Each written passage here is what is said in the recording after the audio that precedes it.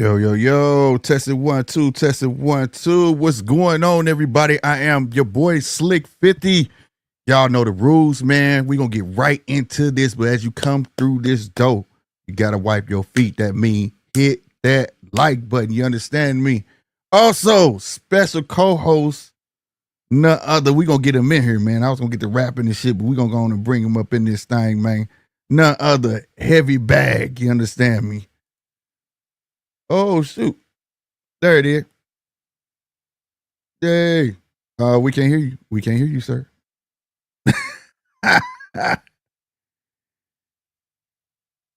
Oh, shoot. There it is. What up, though? Yeah, man. Yeah, what man. What it do? Yes, sir. I'm going to address this screen, put that ticker down there. Feels like old times, baby. Yeah, you know it. You know it. It's been a long time, man. It's been a long time, man. Yes, sir. We got to get back to this, man. This feels good. Yes, sir. Yes, sir. Everybody, hit the like button on both sides. You understand me? Show love, bro. That's Heavy Bag TV. Show love over that way. Show love over this way. You understand me? We got a lot to talk about this whole Jake Paul, Canelo debacle, Turkey. As we say, coming up, big bank, take little bank, you know, and showing no mercy. Whole lot of bullshit, Slick. Whole lot of bullshit. Whole lot of. It's what they say. Don't fuck with the OGs, bro. Gosh, he had to show the little man. He said, "Hey, man, don't make me. You made me raise my hand, bro. You made me raise my hand, bro." And we learning Turk is a bona fide gangster. For real, bro. No doubt, gangster, bro. No doubt, no doubt. Give us the sequence, man. For those that haven't seen it, we're gonna give you just a little bit of preview of how this thing has unfolded so far over social media. Yes, sir. Yes, sir. We're gonna bring it up. If y'all missed, this came out around. Canelo. Oh, it's playing. Hold on. First, this came out like what? Say close to 12 o'clock last night. Yeah, last night. Out of the night. blue, bro. Like amongst a bunch of other tweets that went along with it. It was crazy. So, but like you said, for those who missed it, here you go. Oh, Canelo. Here we go. In Riyadh, in May, the big fight in the history of boxing. In September, then 2 more fights in 26. Don't miss with the line. Hey, that little wink get me every time, man. Bro, I was like, I saw that shit. I was like, I did that. I forgot how old I'm like, hey, man, you start, go get the gun, bro. I don't know what that mean, bro. Like, I don't like that shit. Shout out Turk, man. Turk letting his balls drag, boy. He ain't lying, bro. He ain't lying. And after that, I didn't expect the onslaught to take place. Like, I knew everybody was going to start talking about it. I knew it was going to be people trying to figure out what actually happened. And then you end up getting the what Jake Paul put out a AI picture. Yes. Of Now this comes after Crawford and Canelo they co-signed this shit, right? Right. His video and his tweet, they both retweeted and they co-signed. Not yeah. And I had it up. What was that? No, that was on my phone. I saved it. Hold on. Canelo like retweeted with fist bumps. He turned around and retweeted Turkey stuff. Then you got Terrence talking about I'm gonna beat Canelo XYZ and Riyadh, and it was a whole lot where it was like I got that if you want to put it up. Yeah. Do so. Real quick. So this was Oh, heavy, come back. I always do something stupid, y'all. Come back, heavy. I was not trying to do that. I was trying to get rid of the other thing. In the meantime, he coming back, y'all. He coming back. I hope he coming back. Oh, snap. But no, if y'all been keeping up, just been so much, man. My bad. Hold on real quick.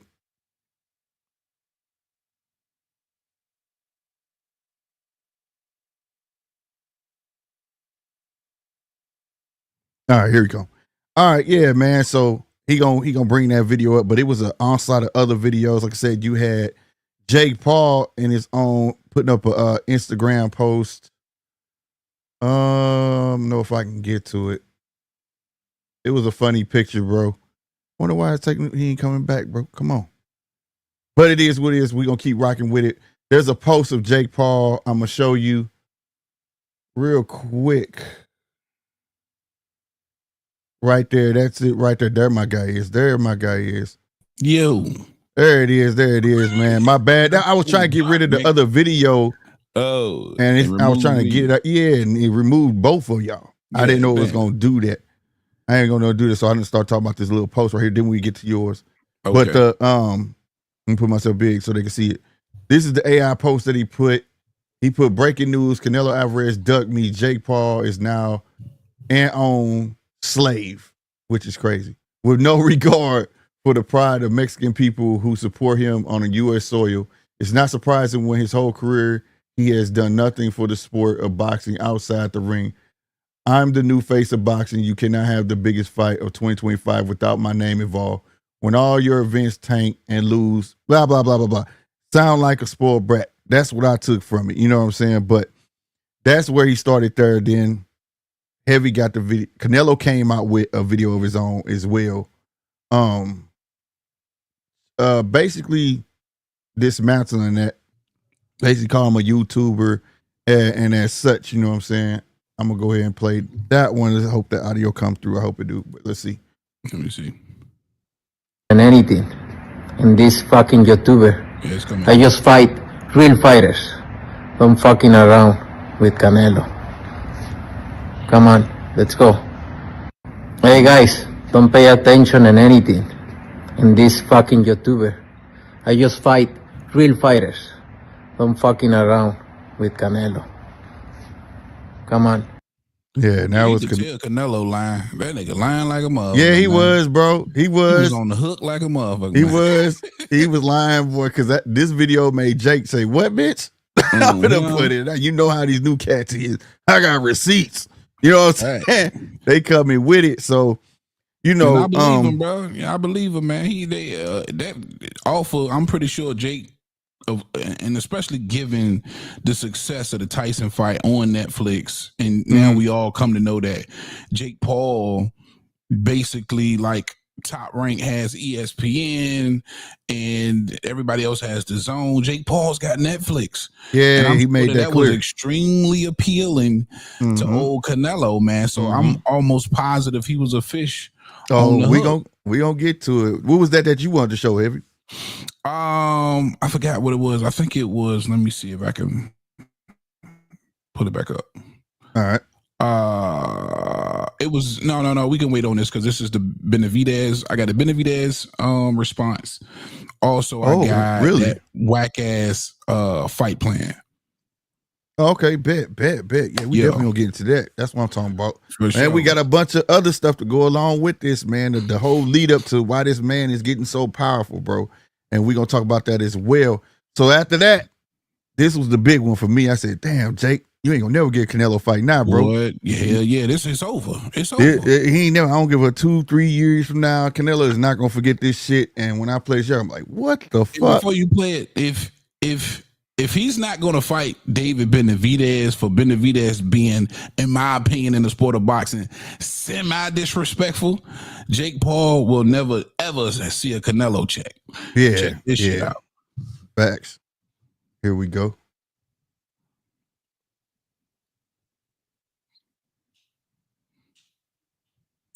Go big on it. This fucking YouTuber. I just fight real fighters. Time to expose them. So we had a Hold on, I want to go to the front. Let's start that over. There we go. Oh, Canelo, you puta. And this fucking YouTuber. I just fight real fighters. Time to expose them. So we had a signed contract to fight. Here you can see Canelo's signature and my signature. Bruh. Now I have to put this, I paused this on purpose. Everybody else's signature is on here. Even Tim Brown. I wish it would let me like rewind it, but it won't. But even Tim Brown, right? Signature's on it. His signature on here. You see this right here? Whoever Nikisa is for MVP management, that's how he got out of it. It wasn't signed, sealed. If that was on there, Canelo was not going to be able to get out that contract. It would have been a wrap. But Canelo's signature is on this contract. It's on it. But is that Nakia? That's a representative for MVP. Right. They could have very well just went on and signed it. Oh, Why not they just didn't. sign it? That's the part where I'm conflicting because he said, well, y'all just listen to him.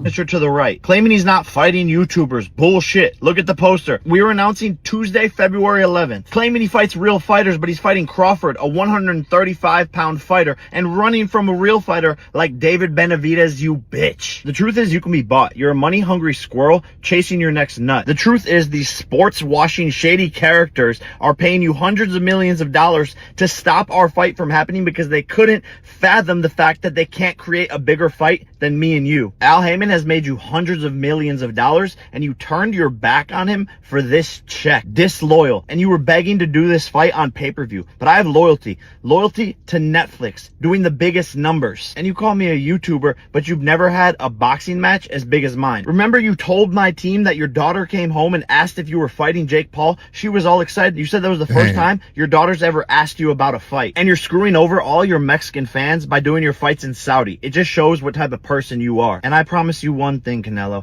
Any fight that you do this year, mine will be bigger. So go fuck off to your boss, you Ring Magazine employee, you pink and orange bitch. And oh, fix that herpes on your lip, you dirty puta. Oh, Gosh, That's crazy. I always had questions about that lip. I'm gonna show that for people who didn't pay attention. Show Canelo, you Canelo. puta. And this fucking I'm gonna YouTuber. show Canelo name is on that contract.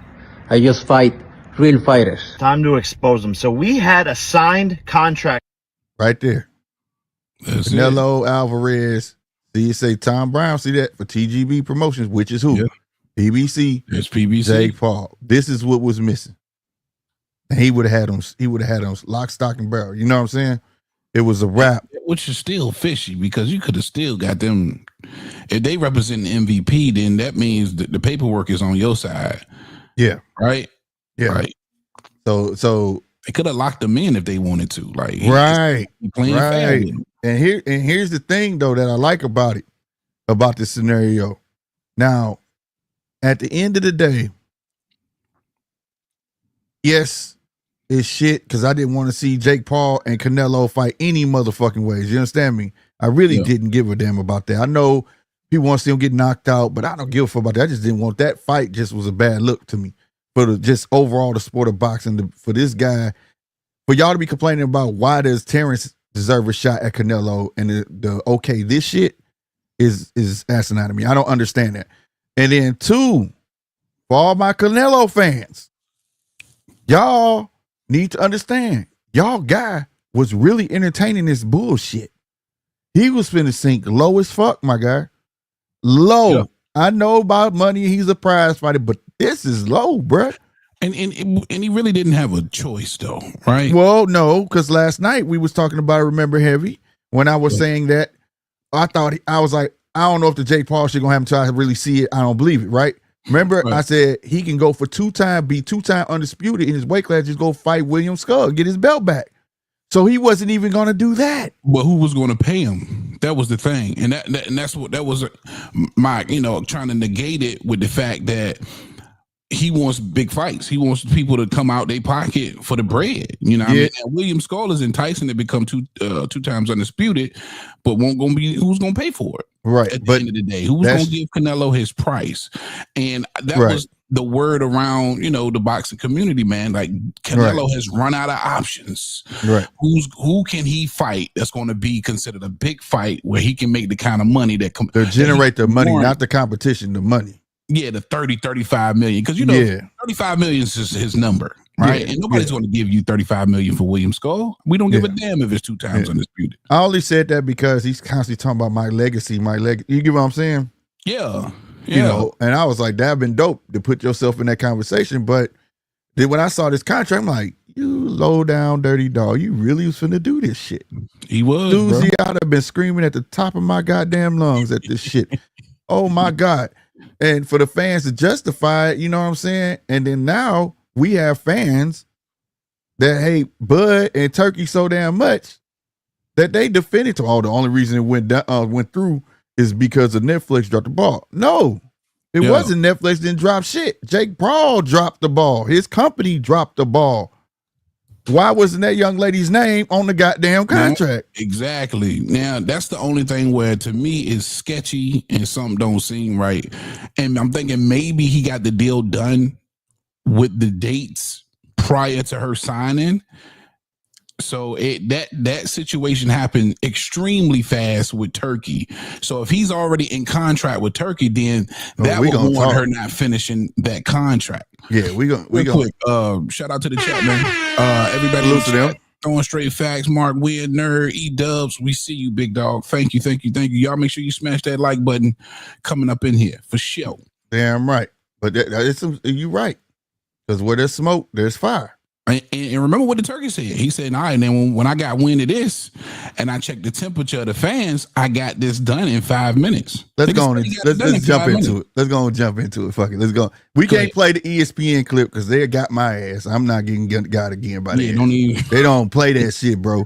But there's a 30-minute interview with Mike Coppinger. And salute to Mike Coppinger because he played with this man all the way to today. Had that man tweet that he had an interview at 1:30. And it didn't fall through. He got shitted on X talking about, well, you always got fake fucking news, But he ended up having the interview for real. And it lasted 30 minutes. And it was a very, very informative interview, right? Salute to Mike Carpenter, because he was even trying to push the questions. And I gotta get Turkey. He ain't no punk. And he really could listen. He like, you ain't finna trap me. I know what the fuck I'm finna say. He said, right. Questions. Cop was asking the tough questions for sure. Yeah. So, my thing was the biggest of them all. He was asking about how they went down. He said, yeah, when I saw the fans, this and the third, I got it done in like 5 minutes. I was like, I got to get it done. And then he told Mike Coppinger, I got to be honest. I'm the one that been throwing misinformation out there for the last 48 hours. Now, he say 48 hours. You've been doing this shit a long time. If you remember, I've been up here with Heavy and the likes of the other crew when I've been saying, I think he pulling our leg, bro. This is some bullshit, and I think it has something to do with February 23rd.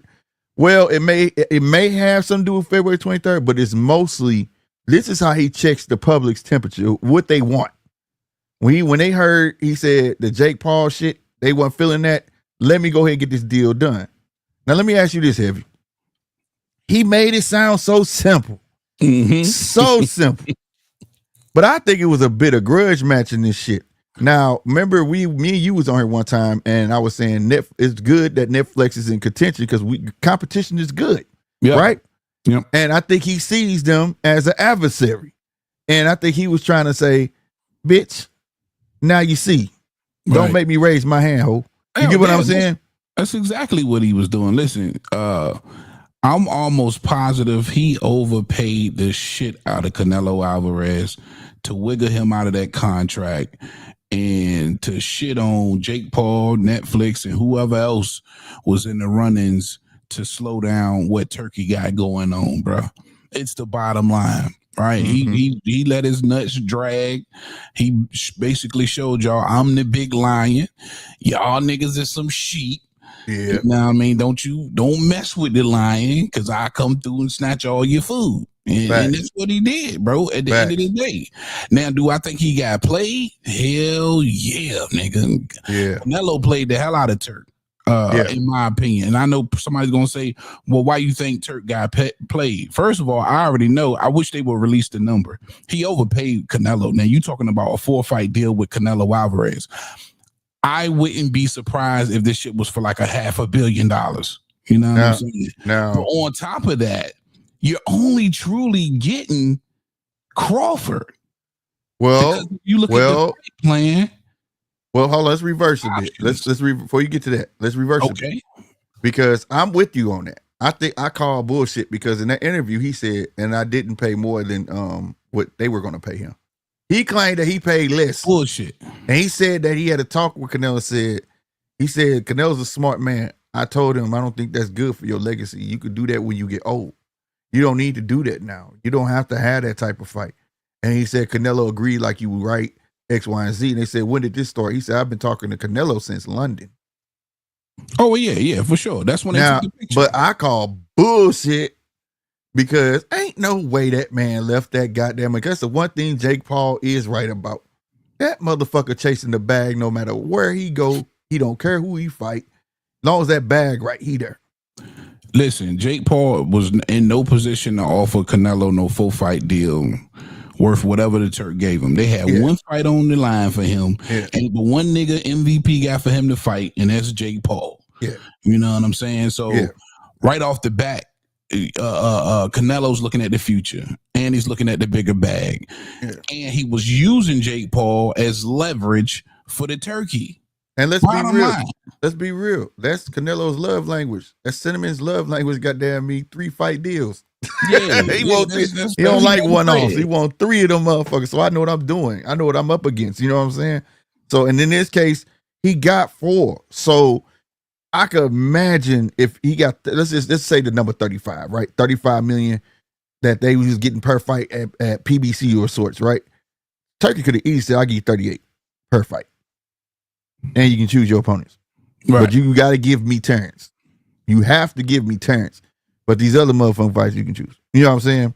Yeah. I'll line them up and you tell me which ones you want. You know what I'm saying? Yeah. And that's hard to pass the fuck up. Facts. He got 2 years. Now he has 2 years worth of work. Yeah. 2 years worth of work, bro. He don't have to worry about shit. So now contract with the Turk. And I already know the Turk overpaid, bro. Oh, I just wish they would release the numbers. Because people going to think it's probably somewhere around 200 million. Nah, I don't think it's 200 million. You know what I'm saying? No, I think it surpasses that. I'm thinking we looking closer to $500 million. Nah. Yeah. I would say maybe like 180 million.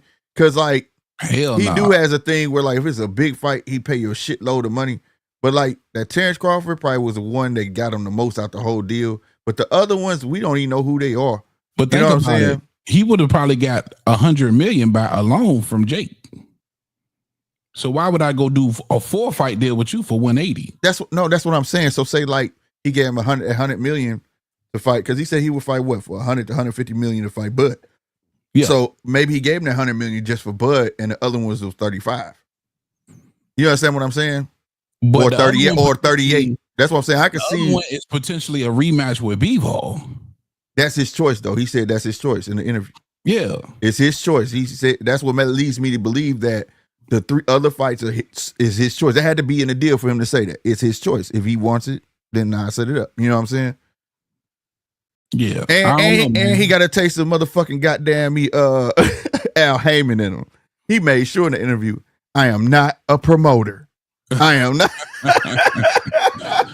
Well, they didn't give any other details. So now, if he's getting all of the pay-per-view back in and he can set up shop like he normally does, then I can understand maybe 250 million. But if he's just outright paying them, to fight these guys, I'm telling you, bro, it's north of 300 million. I mean, yeah, you got at least try to make up half of what he would have got off merchandise alone. You know what I'm saying? And things like that. I could see that. Maybe 300, close to that or whatever, but 500 off the rip. Nah, not knowing now. 500, if they was like, he was like, yeah, May, we don't know yet. September, yeah, we know it's Terrence. February, we don't know yet. But next September, Benavidez. Then I'm like, yeah, he probably got 500 million. You know what I'm saying? But that's still a possibility, though. Because there's still that question out there why Eddie Reynoso ass was at that fucking fight. That Benavidez fight could, if Benavidez look like he's on decline, think about it. This is just speculation. If he's on look like the same Benavidez by the end of next year, or he take a loss or something, I can see that fight happening. I can see happening, and people still will watch it. You know what I'm saying? I doubt it. I think Reynoso just happened to be in town. You know what I mean? He was doing something, maybe had some other business to conduct and caught the fight. It's all speculation at this point, but that man don't want no parts of, and that's why I feel like he played Turkey. He definitely played Jake, because Jake was just leveraged. Like, hey, you know, if you're not seriously trying to give me the bread that I want, you know, for Terrence Crawford and whatever else, I will fight this fucking YouTuber. I'll take his 100 million and whatever else comes along with it. But as far as Turkey, you got played too, because again, I honestly feel he overpaid, and Benavidez isn't in the contract. Benavidez isn't in the 4-fight plan. If you want to, let's put the 4-fight. You still got it? Yeah, I had it. I deleted off my computer yesterday. I got you, my brethren. Yeah. There you go. You can just let it ride. It'll pause. So I just been kind of putting those stills into video form. So okay, got you. There. Yeah. Yeah. Look at now. Look at this. Yo, this 4-fight plan is trash. Yeah. And I was just reading up. I don't know if that Jamal even gonna hit, because Jamal, it was something I was just reading talking about he back into that mental shit. So this shit is trash, bro. And that's a race fight. I'm like, come on, bro. Like 4 knockout dude. No. North of 300 million for this. I guarantee it. I bet you. And I don't think, and I'm willing to bet, and they just throwing Hamza Sheeraz got a long time, and Chris Eubank, I don't think that would ever happen. Hamza probably would. Dietrich Ball probably would. And I wouldn't mind seeing the Hamza fight. I'm not gonna stunt. That's a tall motherfucker. That, you know, that's if Hamza's keep going on projection, he look like he going on. You know what I'm saying? That would be an interesting fight. But the rest of that shit is trash. Besides Terrence. Did you name all the fights up here that you asked for, my nigga? No, nobody asked for this shit. It's only, but the thing is, shit, 2 of them was still gonna end up being trash, because the only other fight we really want is better. I mean, Benavidez. There's no other. That's it.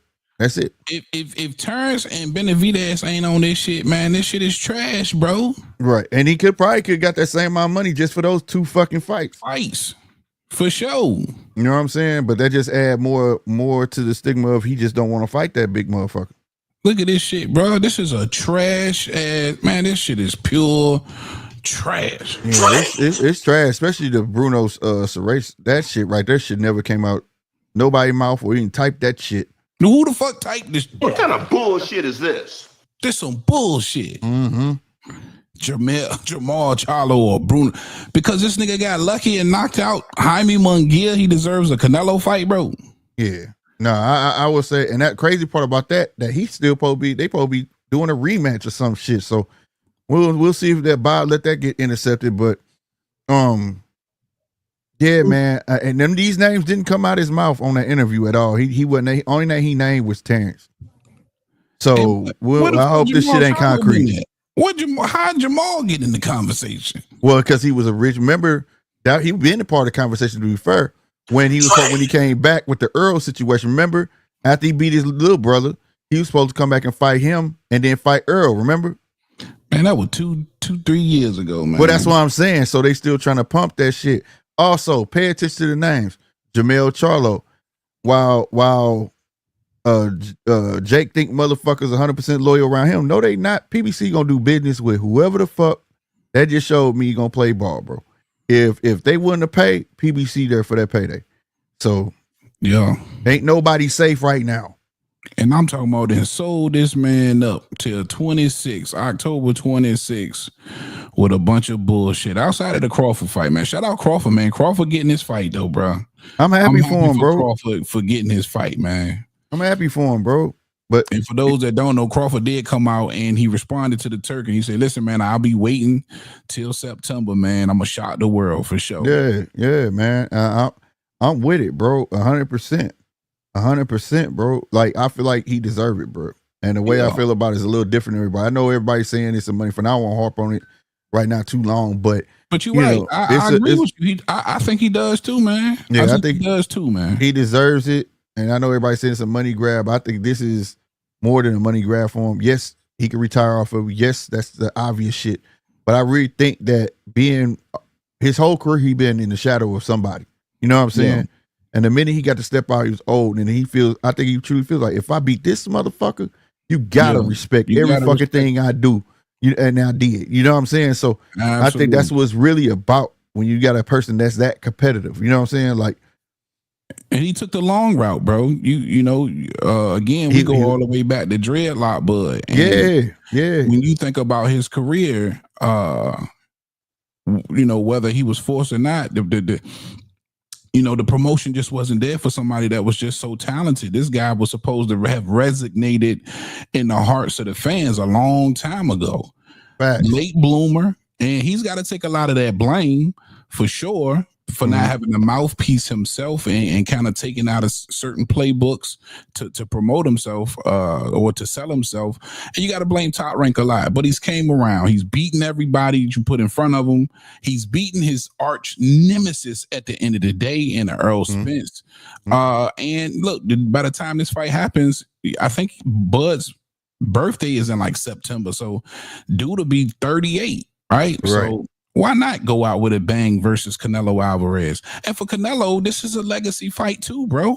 He's the most achieved motherfucker on his goddamn resume, bro. Absolutely. And this is the closest he'll ever get to any kind of shape, form, or fashion of revenge versus a Floyd Mayweather. It's a second coming. This is it. This is your last shot to be an undefeated, talented black fighter. And it's gonna be hard. Another Midwest fighter. It's gonna be hard, goddamn. It ain't gonna be as easy as people think, but definitely, no doubt, man. He deserves it to prove to the world, and if he can't do it, he can't do it. I mean, but this fight is gonna be entertaining, nonetheless. I'm on my square though. Like, I don't like to fight for Bud, and I still got. Canelo. No, I get it. I'm an avid Bud fan, but goddamn it, I'll be wrong to sit here and tell y'all, man, Bud finna wipe his ass with that nigga. No, bro. He's going to stick and move, and he's not the things that I think people not giving him credit about. They look at the other guys that box, the Boo Boo and Caleb Plant and shit like that. You know what I'm saying? These guys ain't got gas tanks and they don't have the reflexes like a Bud. And it's not tooting Bud horn. Bud not your average dude, not your average fighter, bro. Like, he not moving like a 38-year-old. I know everybody trying to go against Madrimov, but Madrimov a different fighter, and Madrimov moves. This guy don't move like that. You know what I'm saying? Way better footwork than Canelo. Yeah, so you get what I'm saying? So that's what makes it very interesting for me. You know what I'm saying? And looking at I was watching some video, dude, he was walking around, he had a windbreaker on. And I was like, damn, bud, take that motherfucker off. I'm like, hey, this nigga a little big than the motherfucking this windbreaker, bro. You know what I'm saying? So he already been working on this shit. Like, you know what I'm saying? So I got faith in him, but it don't matter until you get under the motherfucking lights, though. Yeah, he got a shot, man. He got a shot till he doesn't, man, for sure. That's for damn sure. I'm happy for him, man. But what I am mad about, and it's some bullshit, and it's pure trash for sure, is that David Benavidez ain't on this list. And I put the joint up here what David Benavidez had to say. I don't know if you caught David's response to this whole thing. No, I didn't. This is the first. And you can see if you can. There we go. All right, this was from David Benavidez once he got wind of all that has transpired between Canelo and Jake Paul, and of course the Turkey says, imagine if Canelo would just agree and fight me already. It's not about the money, it's about what the sport needs right now, and we owe it to the fans. Without a doubt, it would go down as the best Mexican shootout in boxing history. Let's get the fans what they deserve. We 300% confident on this side, but I can't say the same for the other side, for sure, with the crying, laughing emoji, man, from David Benavidez. And he absolutely right, man. 100% he right. This nigga's been chasing Canelo, and I would say for the core fans, we've been paying attention to him chase Canelo for the better part of 4 years, like real hard, like half his career. Yeah, been asking for the fight. So yeah, shit, man, give us that fight, bro. I'm hoping his name is one of those next year. I mean, it's slim to none. You know what I'm saying? And if Turkey try to, he'll try. But like I say, he leave it to the fighters. You know what I'm saying? So if Canelo say yeah. But it's just gonna be sad to see Canelo go out and not fight that boy. Yeah. You know what I mean? It's just because you leave with a bad look. If them 3 fights pan out to be some bullshit, right? And you fought Terrence, that make you look even more bad because you went to fight the smaller, accomplished guy versus, you know what I'm saying, the bigger guy in your weight class. You know what I'm saying? And you know he'll shrink down. He'll come back down. He said he'll come back down. This will be the third, because you got, even if you add, Triple G. When you think about Triple G, when you think about Jermell Charlo and now Bud Crawford, you got all of these smaller guys who have come up and cut the line on David Benavidez, who was the WBC interim for 3 years, bro. Right. And I blame WBC for that too. I blame WBC for that too, though. That's where the corruption lies at. But yeah, to take it now to go back in time. I'm telling y'all, from now on, if this don't teach y'all to watch this slick motherfucker, and Solution 9, he said Turk is like the WWE $1 million man. Everybody has a price. And I've been trying to preach that for the longest. It goes all the way back when I was trying to tell people about that tweet he made. When he first came around, he was trying to make these fights, and the sanctioning bodies wouldn't let him. And he tweeted about it, said they're getting in the way, and I'm going to have this problem fixed in about 2 weeks. And I was following everybody like that. Don't mean he ain't got no money. He can't do da. All of a sudden, he partnered with who? The WBA. I got on here and made a video and said, look what's in that top corner. Riyadh season. And I start seeing it more and more on referees' pockets and shit. I said, this dude over here trying to take the game out from the inside out, not the outside in now. You know what I mean? Then I made a video about TKO, right? With the personal investment fund and all of that, partnering with TKO, and it went back for Stephanie McMahon when she came out thinking she thought she was gonna be running the WWE, if y'all remember, and she made a public statement saying that she was at a podium or something, and she was like, I can't remember where she was, but she was like, we would like to help out boxing, and they asked her like, what you gonna have boxers? She was like, no, like PR, you know what I'm saying? Things of that nature, right? You didn't hear no more else about that. Then you hear about TKO purchasing WWE. Then they bought UFC. Well, guess who else done partnered with fucking TKO? The goddamn Turk. Turk. Now, shout out the motherfucking Turk, man. Also, he had made a comment on Twitter about a half a year ago about he would like to start tournaments back and start a boxing league. Well, guess what? Now he done part with TKO. What the fuck you think finna happen? And he got Dana White. Dana White knows how to structure that shit. He got a shitload of fighters in the UFC that he don't have to pay much, and they keep coming back. Yeah.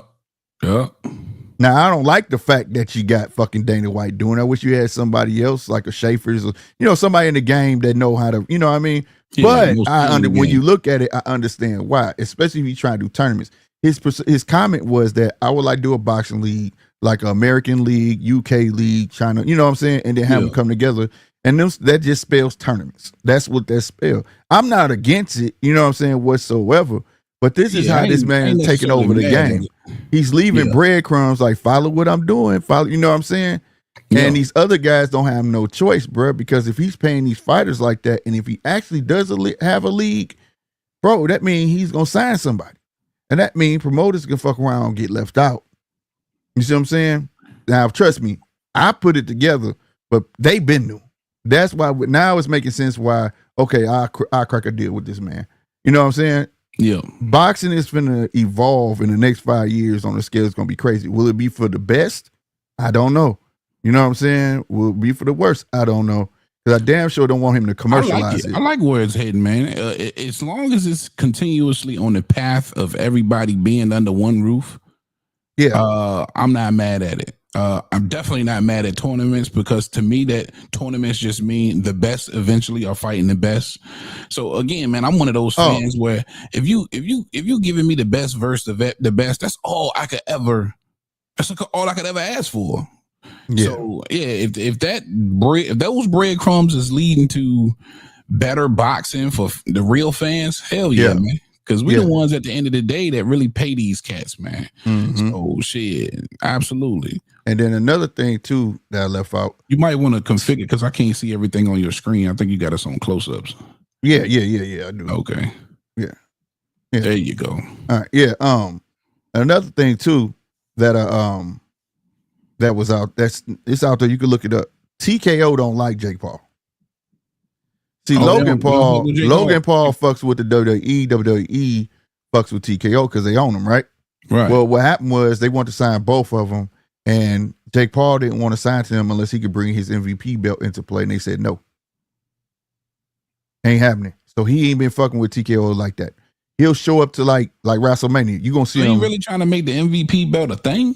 Yeah, and yeah, he want that to be a thing, the fight. That's why he don't care about winning no other belts. He really want to make that a fucking thing.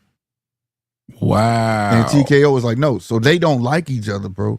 So it would behoove me to believe that Turkey said personal investment fund. Yo, my king said I could spend this much.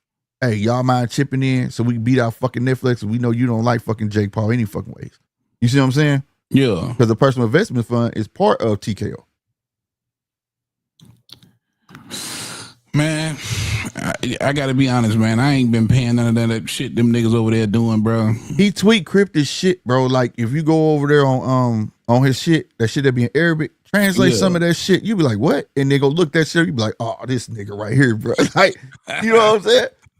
That's how I found out. He keep doing what he doing for boxing, man. Man, keep doing it, man. He on some other shit, bro. Like he figured it out early when the sanctioning bodies stopped him. He was like, okay, I see which way I gotta go. Fuck the outside with the boxers. I gotta get the sanctioning bodies and then go from there. You know what I'm saying? Because you lock them up, then you because that's how the promotions work. Yeah, the WBO was always with Bob. WBA was always with Al. You know what I'm saying? Because they have them locked up like that. So he knew he had to get a grasp. And the last belt that he had to get is the only one he ain't got is IBF. But he conquered WBC. He gave them money so they could do their Grand Prix. No shit off nobody neither, man. Yeah. So you know, fuck with the IBF. Like I said, y'all got look, you got one man creating a whole lot of ruckus, and at this point, you got to understand it's not about pay-per-views. It's not about none of that. He said that in an interview too. He said my job is just to bring entertainment to. He said he said it too. Let me try to get it right. He said my job is to bring entertainment to Riyadh. Right, and we make money off of commercialized. You know how you don't know how to speak English, right? Like that. But what he mean is basically they buku money off advertisement. So like the deal with the SNK, right? The what is the name? The City of the Wolf or some shit game coming out. Yeah. All right. Yeah. Every Ring magazine card, right? So the Terrence and Canelo card is a Ring magazine card. It's not Riyadh. So any other time when it's not in Riyadh, it's going to be considered a Ring magazine card and it's commercialized. So he said the next 3 Ring magazine cards are all going to be named after a SNK. It's going to be, part 1 of the City of the Wolf video game. And it's going to be like a video game. So he's taking boxers and make them look like they're part of the video game and they promoting for SNK and they make a lot of money off of that. You get what I'm saying? So he don't care what they get. He obviously they're making more money off of that. You know what I'm saying? I don't mind what kind of themes this. Yeah. Do whatever themes you want to do. It's your matter of fact, nigga. It's your motherfucking world. That motherfucker said, "It's my party, motherfucker." That's how he act. Yeah. That's how he act. Motherfucking fights together. Yeah. I don't give a shit what that nigga do. That's how he act. And he also said that they asked him about working with Tank, and it was like, "You still work with Tank despite all the stuff he said." He said, "I don't have to like you to work with you. Business is business." He said, "Business is business." That's how he said. He said, "I don't have to like you." He said, "I'm always open. You want to work, we'll work with him." You know what I'm saying? He said he want to do the anyway and all that, you know, whatnot. And when he said that, I said, "Oh, because I done heard about this fight already. What you trying to do, bro?" Yeah, you know what I'm saying? Because you know he got to deal with NUA already. I would love to see Tank fight another pound for pound fighter. I said, "Oh, you know what I'm saying?" And, he had a bunch of other crazy stuff in the interview that I had written down. Yeah. My dude said, he said, "You ever heard of Alcatraz?" Carpenter said, "Yeah, the jail." He said, "Yeah." He said, "How would you feel if we throw a fight in Alcatraz?" I said, "What?" See, that nigga thinking outside the box. Yeah, bro. He said, "Island, bro. Alcatraz prison is an island." Yeah, yeah. Where? He said Alcatraz. He said, "If the mayor will let me, I'm gonna do it." Damn right. I said, "This dude, wow, bro." You know what I'm saying? Donation to the city, they'll let him do it. Go ahead. Yeah, bro. That should be crazy work. Yeah. For me, yeah, do that shit. He said he want to do it in front of Chinese theater. He said Times Square, New York, and Alcatraz. He said they let me do it. I'm gonna do it. I said, damn, Alcatraz, my nigga. He don't care, bro. So the money he don't care. It's about the as long as he got the advertising in place that's gonna fund that shit, and he making buku money off advertising. He don't care. He don't care what it's spend to get the fighters. You know what I'm saying? So it makes sense. You know what I mean? He also got into some other things, but one of the things I did like, he said the fight, one of the fights with NUA that has to happen, he wants the Nakatani fight. That's gonna be the shit. Now he get that shit to happen. Nakatani fight. Ooh, boy, that's another bad man, boy. That'll be dope. That'll be dope. Got to take place in Japan too. Both yeah. That's gonna fuck around. Be there. It'll be Riyadh or Japan, man. Because he said, what I want for NUA, man. I want him to be headlining some of these big ass Riyadh cards or even top rank cards, man. We just he fighting in he fighting here too soon. You know, he fighting here. He fighting in Vegas soon. June or July 14th. Yeah, he fighting here. Then after that, yeah. Picasso, I did a little bit of research, man, and checked out his last fight. He looked halfway decent. The dude's undefeated, is 30-0. We know we was talking about it. Remember, he was on that one fight. Remember, the Mexican kid. He was on the McGee card. Yeah. He put on a good show. He put on a good show. So. Yep. I want to see him fight that little juggernaut. Kind of remind me of Nick Ball, Akhmadaliev. That Eddie Hearn got. Yeah, I mean, I don't know. He got to get a couple more wins because the way Eddie tried to paint that shit, he was dead wrong for that. Because I saw through that shit. I said, why would I fight that dude if I'm Nakatani, right? And you sitting there saying that I'm ducking him. Come on, anyway. Yeah, anyway, right? My bad. Anyway, and you said I'm ducking this dude, right? And I'm not ducking him because I just beat the dude who beat your dude. How the fuck am I doing that? You know what I'm saying? So if I was there, I'm like, this dude crazy. And the people was riding with it. I'm like, dude, he beat the dude. He just beat the dude who beat the dude. He's saying that he ducking. Why would I double back? You know what I'm saying? Like, it don't make any sense. He beat Akhmadaliev because he got one loss. Yeah, I forgot his name. Go on. Man, I hate when I get put on spot like all that. them little niggas' name. I be trying to keep up with them little niggas. Oh, hold on. Let's go. I'm gonna keep it a bean. Not Donnie. Is it Donnie? Little teeny motherfuckers. Man. Somebody put it in the motherfucking chat, bro. Swear to God, he beat his dude, and then he beat him. So it was like that didn't make no sense, bro. That just he want that money. He want that to be one of those Taples. Thank you, Taples. Thank you. Tapales. Yeah. Them little teeny motherfuckers.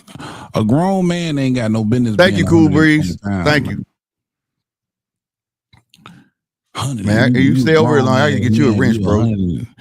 Grown ass man, you 120 pounds. Can't help it, but you gotta look at their height. Man, them dudes little as hell. Them dudes little as a motherfucker, bro. They walk past you, think a kid walk past you, dog. Like, what the fuck? Nigga, a grown ass nigga that little look like a damn ugly ass Chucky doll. Like, what the fuck is this? punch you in your little ass chest, man. Yeah, bro. You hear me? You hear me? But yeah, man, they so tiny, bro. But shit. But I like to see that Nakatani though. They be exciting though. There's a lot of them, and anyway, it's most definitely fun to watch, man. Yeah, that's why anyway fun to watch because the last little dude like anyway that I remember that was little like him. His name was Darchinian. And he was crazy as fuck. Man, Darchinian was that nigga. Yeah, bro. And he was knocking motherfuckers out because usually when they that little, bro, they don't be knocking each other out like that. But these motherfuckers, when you catch a little nigga with some power, that shit is amazing. Like seeing a little nigga dunk. You know what I'm saying? Like, so you know, man. I mean, Chocolatito, shout out Chocolatito. Yeah. A lot of them little niggas. Yeah. It's just they so little, man, and it's never like a plethora of little niggas with names, enough names to really, you know what I'm saying? Right. Kind of attention that they probably do deserve, but them little motherfuckers, man, they so little. Facts. These niggas don't even be taller than the ropes. When you get in the ring, like, yeah,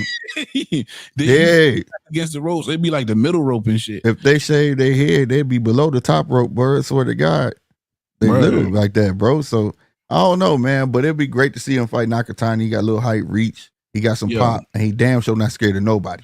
That's what I like about him. So I hope that's one of them. Plus, Turk was saying that, you know, he got it in a sense. It sound almost like he said he got to do something with Japan because they got relations over there. You know what I'm saying? Between Saudi and Japan. Political. Yeah. So it'll look good. He got to do something for them. You know what I mean? Whatnot. Turk doing his thing, man. I seen Turk put up the Scarface picture, nigga. Say, man, I gotta. Right. I said, what? This nigga letting his balls hang, man. I said, hold on. He the real Tony, nigga. Man, what they call that shit? Him and Sosa. Haram. Yeah. I said, hey, wouldn't that be Haram? I started to tweet that, but I was like, no, I'm not gonna do that. Man, you know? Haram and Muslim mean. I know now I know what a Haram mean. It's like God punish you. Beats in the chat. What up, Beats? Beats by Surge. What's happening? Yeah. Beats and Mark. Shout out Mark when Beats. He does. I see y'all. He said I want to see Anyway and Bam. Me too. Anyway ain't gonna drop that 7 pounds or meet him at no catch weight though. Now Bam got to come up. Bam have to come up. Yeah. And I love Bam. Bam got something. Y'all like footwork? Watch Bam. 118, but he cracking. Yeah. He cracking. But Anyway cracking. He's probably just gonna have too much power for Bam. It's almost like seeing Tank bring up a little nigga. Yeah, power just ain't gonna be enough to keep him off your ass. But Bam got to come up out of there. That's why, like, he looked good. You know what I'm saying? But I also had taken count the last 5 fights was old men, bro. Like, you know what I'm saying? You fighting these old ass dudes coming to these layoffs and shit. You know what I mean? Now they don't take nothing away from his feet because dude got some cold. That's why I love watching Bam. He got some of the best feet in the game. You know what I'm saying? And you know I set them punches up, right? But he got to come up out that division, bro. He got to get some young smoke because Eddie was trying to get him to fight Chocolatito next. I was like, come on, bro. Another old man, bro. Leave Chocolatito alone. And then you know what's fucked up? Chocolatito ain't number 35. But he been through some shit. He been through some shit. And he beat another, but his last fight, he did beat, I forgot who it was, a young lion. He beat the shit out of him. They thought Chocolatito was going to lose that motherfucker. Yeah, he's only going to lose to the top competition. For sure. So. But what I love about Anyway though, and it would be interesting to see him versus Bam, it's the fucking hand speed. It's the fact that Anyway, when you look at his fights, he stands like when he gets a good lather up and he's warmed up and he's ready to fight, he stand right in front of you, bro. Mm-hmm. He's right there to be touched. You know what I mean? But can you touch him? And the hand speed is crazy, bro. Yeah, bro. And I want to see if Bam, if he move around, Bam walk his ass down because Bam good at leading you into shots. That's his bread and butter. I love seeing that shit. You don't see that too often from no boxers like that. You know what I'm saying? Yeah, shout out to Bam too, man. But I don't see them making that fight, man. I would love to see it, but I don't see it. I don't see it. And if they do make it, he probably knock Lil Bam ass out, man.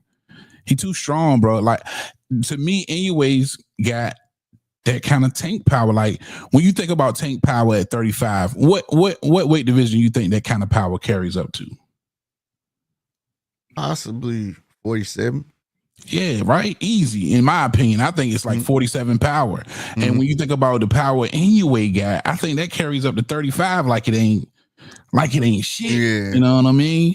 We got to see him in some rounds, some heavier opponents. We got to see him taking them. You know what I'm saying? That's all I want to see from Anyway. Come on up. We see the skills. We see it all. Come on up. and let's see you make something happen.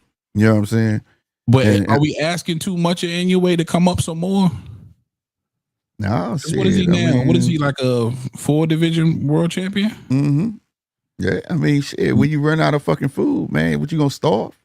You got to do something after a while. You know, you got to test the waters. Now, at least take one. If you like Tank did, fuck that. I ain't going back to 140. I don't like that shit. At least test it. Yeah. You know, if you feel good, you feel good. If you don't, you don't. You know, nobody say fucking win but get beat up at the same time and stay there. No, you know what I'm saying? But just go test the water. Yeah. That's all I'm saying. Where did Inoue start out at? Was he like one of them goddamn 118? I thought it was, wasn't it? Was it 118? I'm not sure. I'm gonna be honest. I'm not sure. It was a division before that, like them. What they call them niggas? I didn't. I'm be fair. I didn't learn about him until he fought Nonito Donaire. Donaire, yeah. I mean, that was what put some eyes on him for sure. Yeah, that was his claim to fame. Made us believe that he was for real because the Filipino Flash was that nigga down there for sure. Yeah, that was the only name he really got on him where I was like, okay, you know what I'm saying? He got a fast cat in front of him. He got to get with him. You know, then he fought him a second time, solidified that shit. You know what I'm saying? Yeah. You know, I said, all right, I'm gonna keep an eye on this cat. You know what I'm saying? But from there on, everybody he fought, I was like, he's gonna beat their ass. Yeah. I'm talking you, Stephen and all of them. How many divisions has he came up? And if he was to actually meet Tank at 30, Tank goes back down to 30, how many weight divisions up would that be from where he's actually started? Because, you know, we see cats. And he had like 126 right now, or 122 right now. 122? He the 122 undisputed champion. Yeah. So you still got 26 to get through 30. 30. But Tank said he'll meet him at 30. Yeah. Tank said he'll meet him at 30. 35. So you got 35, 40, 47, 54, 60, 68. So damn. So for Bud Crawford, that's 6 weight divisions up from where you started. Yep. Yeah, if Bud can do it, this little motherfucker can do it too. Man, a bunch of fighters that moved up, man. Shit, fucking Pacquiao. Goddamn. You just got to test it out. If you feel good, keep going. If you don't, you don't, you know? Yeah, because Pacquiao started at 18. That shit crazy. Hands of stone, 135 all the way to light heavy. I mean, it could be done if you feel good, bro. You know what I'm saying? If you can pull it off until you can't. That's how I say. You know what I'm saying? Because you're just gonna lose out, bro. Ain't nobody gonna keep coming to see you. You repeating these same cats you whooped on. Because ain't nobody else. Literally, there's nobody else there. Nobody else there but a Nakatani. That's why everybody going crazy over Nakatani. Yeah, that's the one I want to see. And he'd have called out him and his brother. Right? Niggas want to see you fight names, man. That's the name of the game, bro. Somebody gets a name, they want to see the names fight. That's just how boxing has worked and always will work. You know, yeah, because like you said, those lower divisions don't have what I call good boxers. Yeah, they don't have good boxers. They're just boxers that shouldn't even be in the ring with this guy because you see he's so special. You know what I'm saying? Yeah, he shouldn't be there. You know what I mean? So it'd be different. Like say if Bam was in a division and you know you got to see Bam come up and then they meet or something like you know what I mean. But it's not like that. It's just like you say. It's not nothing there. Yeah, no food there. But switching gears a little bit. What about your boy, man? I definitely wanted to open up that can of worms. Who's that? I ain't gonna say can of worms, but Bud Crawford, man. I'm happy for this nigga, bro. Like I'm genuinely, truly happy for Bud. Like because just the other day we was like, yo, this shit is over. Bud may never get to fight. Jake Paul's in the picture. Yeah. That shit's going down and Bud is out. Yeah. And now, just like that, shit on. When I think I'm out, they pull me back in. I promise you. You feel me? This nigga is back in the fold and he's actually going to be fighting Canelo Alvarez this September. Yeah. Shout out RC, man. I'll be in Vegas, man. So, yo, if y'all want to rock, anybody going to the fight out there, holla at me because I will be in Vegas September for sure. Yeah, I'm trying. I want to go. I know I ain't getting no ticket. That ticket, no ticket's gonna be a motherfucker. Right. You be about a house with that ticket. Hold up though. Now that Turkey, is they gonna switch it up though? Is they gonna actually have a fight in Vegas? Allegiant Stadium. He said it's gonna be in Vegas, and at the stadium. He didn't say Allegiant, but that's the only stadium there. You know what I'm saying? Yeah, I'm there, bro. So yeah, that's gonna be so huge. But them tickets, I'm talking nosebleed, gonna be $10,000. That motherfucker, it's gonna be stupid. Like, no, I can buy 2 cars $10,000 and flip them. I'm good. Full of Mexicans. Yeah, it is, bro. But I want like now everybody know this shit is 100%. Boy, I can't wait for the talks. Like I said, man, y'all, everybody who think like he just finna get mopped up, he's not just finna get mopped up, bro. No. It's gonna be a fight. It ain't gonna be a Earl and Bud fight. That ain't happening. But it's gonna be a fucking fight, bro. I'm talking about he got to be twinkle toes in that motherfucking ring. Man, and me, man. Stick and move. Bud's got to be perfect. It's got to be perfect, bro. The perfect fight to go watch, I promise to God, is the what's my boy from England? We was just talking about him. He was beating Canelo the entire fight. Amir Khan. Yeah. That's Amir Khan and Bivol. Ton of success versus. Oh my God, he was beating the shit out of fucking. He was beating these sleeves off. Not like where you knock him out on them, but it was like Canelo looked like he couldn't do nothing with him. The hand speed was just too much, and he chose to stand there. It was easy to hit Canelo. So if Bud can get that blueprint and stay the hell out of the way.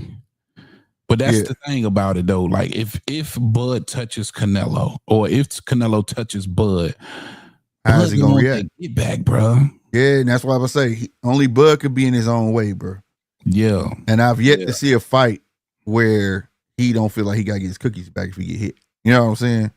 And that ain't it. That ain't the mode, bro. You know what I'm saying? And I went back looking at the Madrimov fight.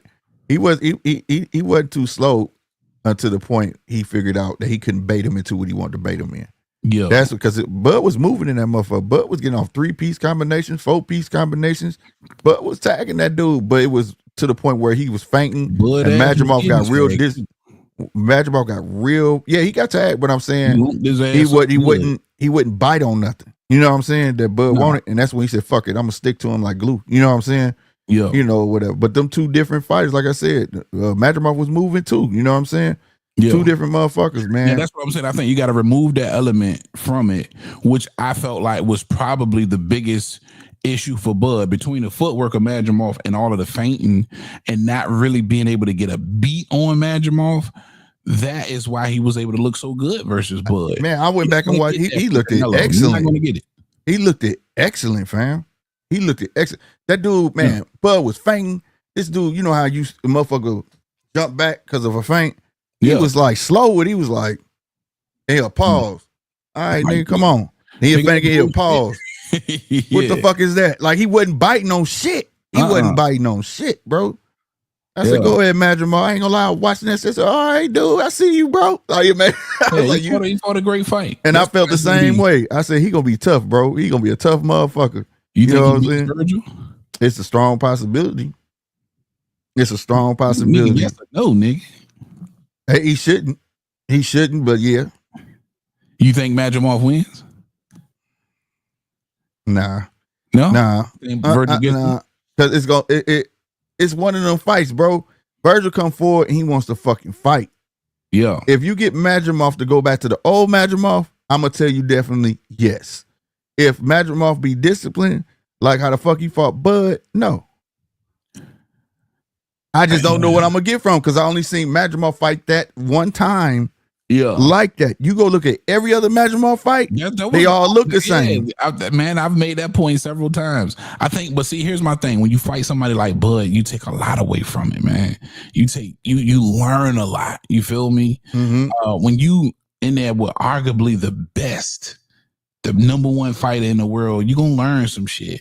And I think he's going to use that to his advantage, man. He's going to be advantageous in soaking up that experience with Bud, man. And I think it spells trouble for Virgil. Yeah. Virgil is definitely going to want a firefight, but I think, especially given the feedback a lot of people are giving Madrimov for having some real true IQ, I think he's going to try to activate that versus Virgil.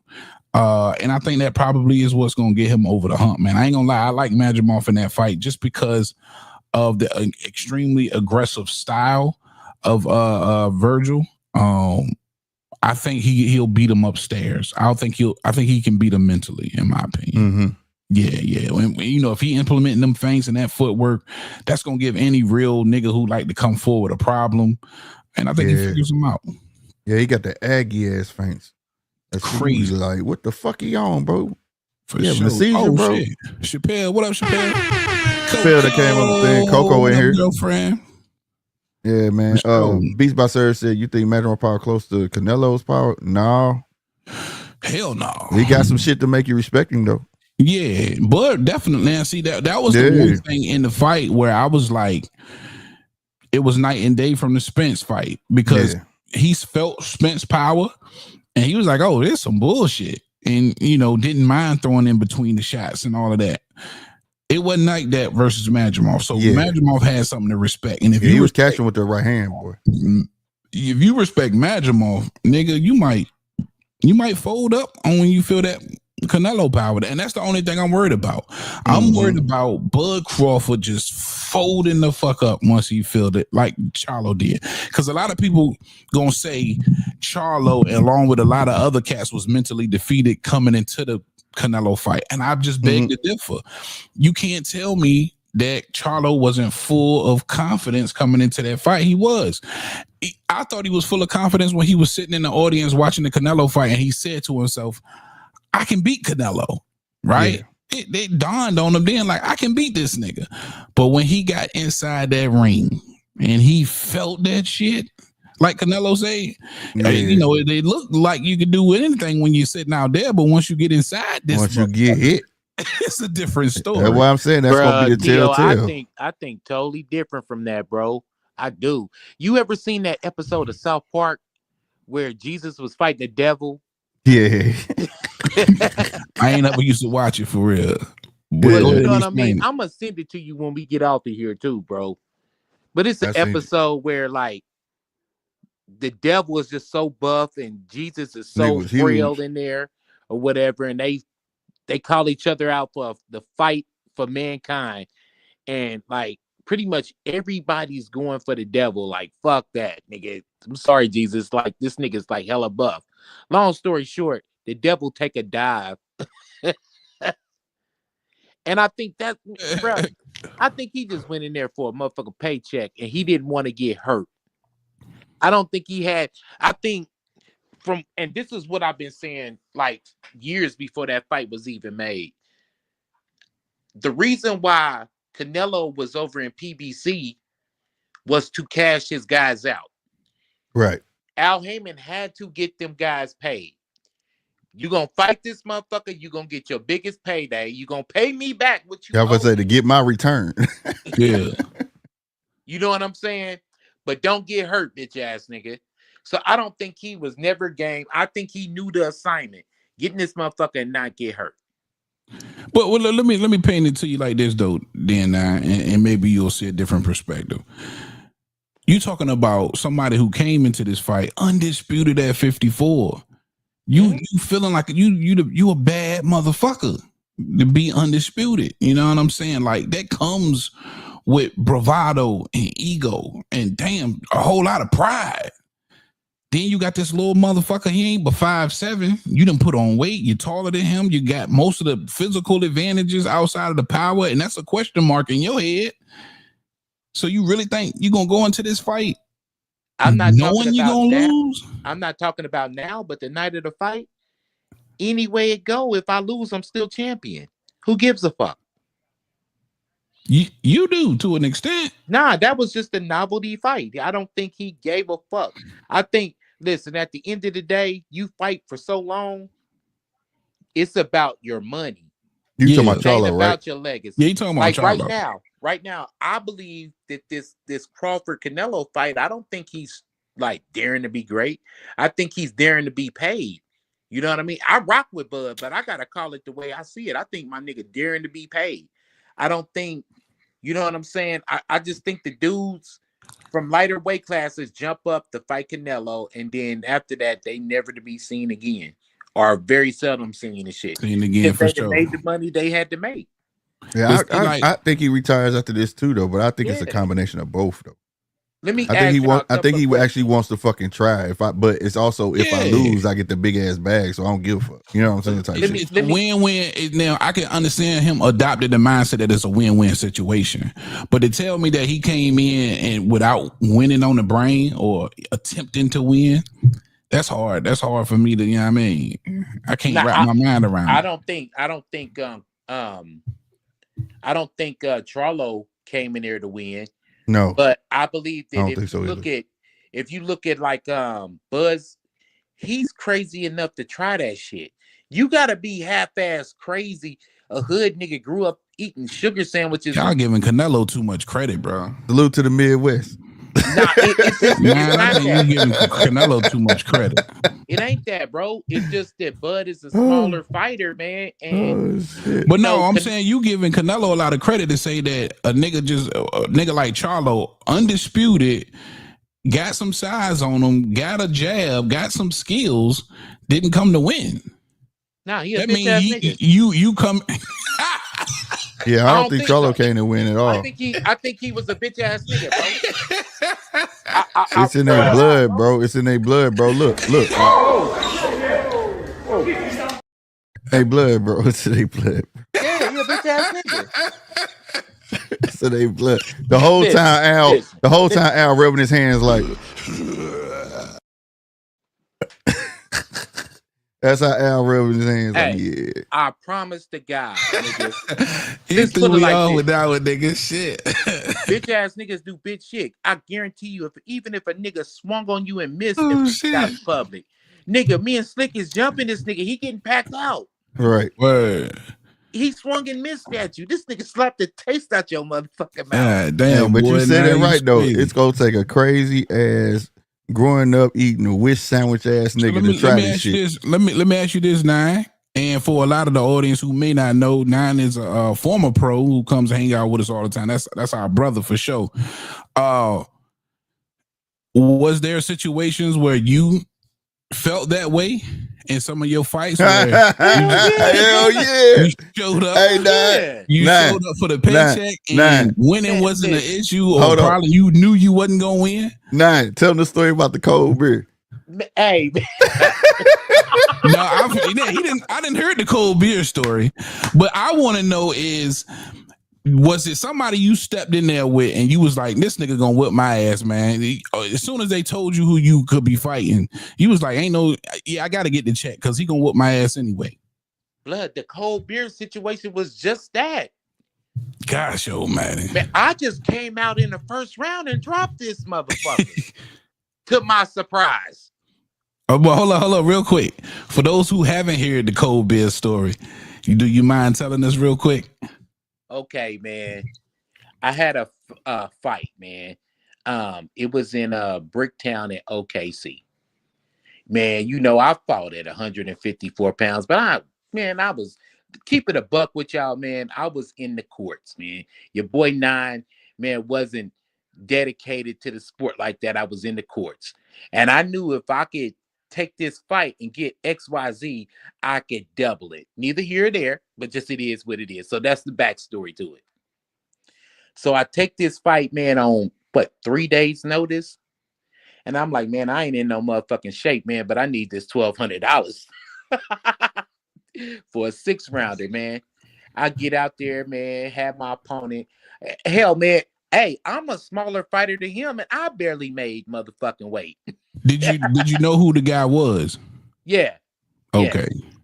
So at that point, when they told you who it was, had you already made up in your mind that you wasn't gonna win? I was like, God damn, that motherfucker hit hard than a motherfucker. You know what I mean? Man, I ain't in no shape, man. I need to just go get this money. Man, fuck all. Hey, man, I win, I lose, I'm gonna get this money. Fuck it, man.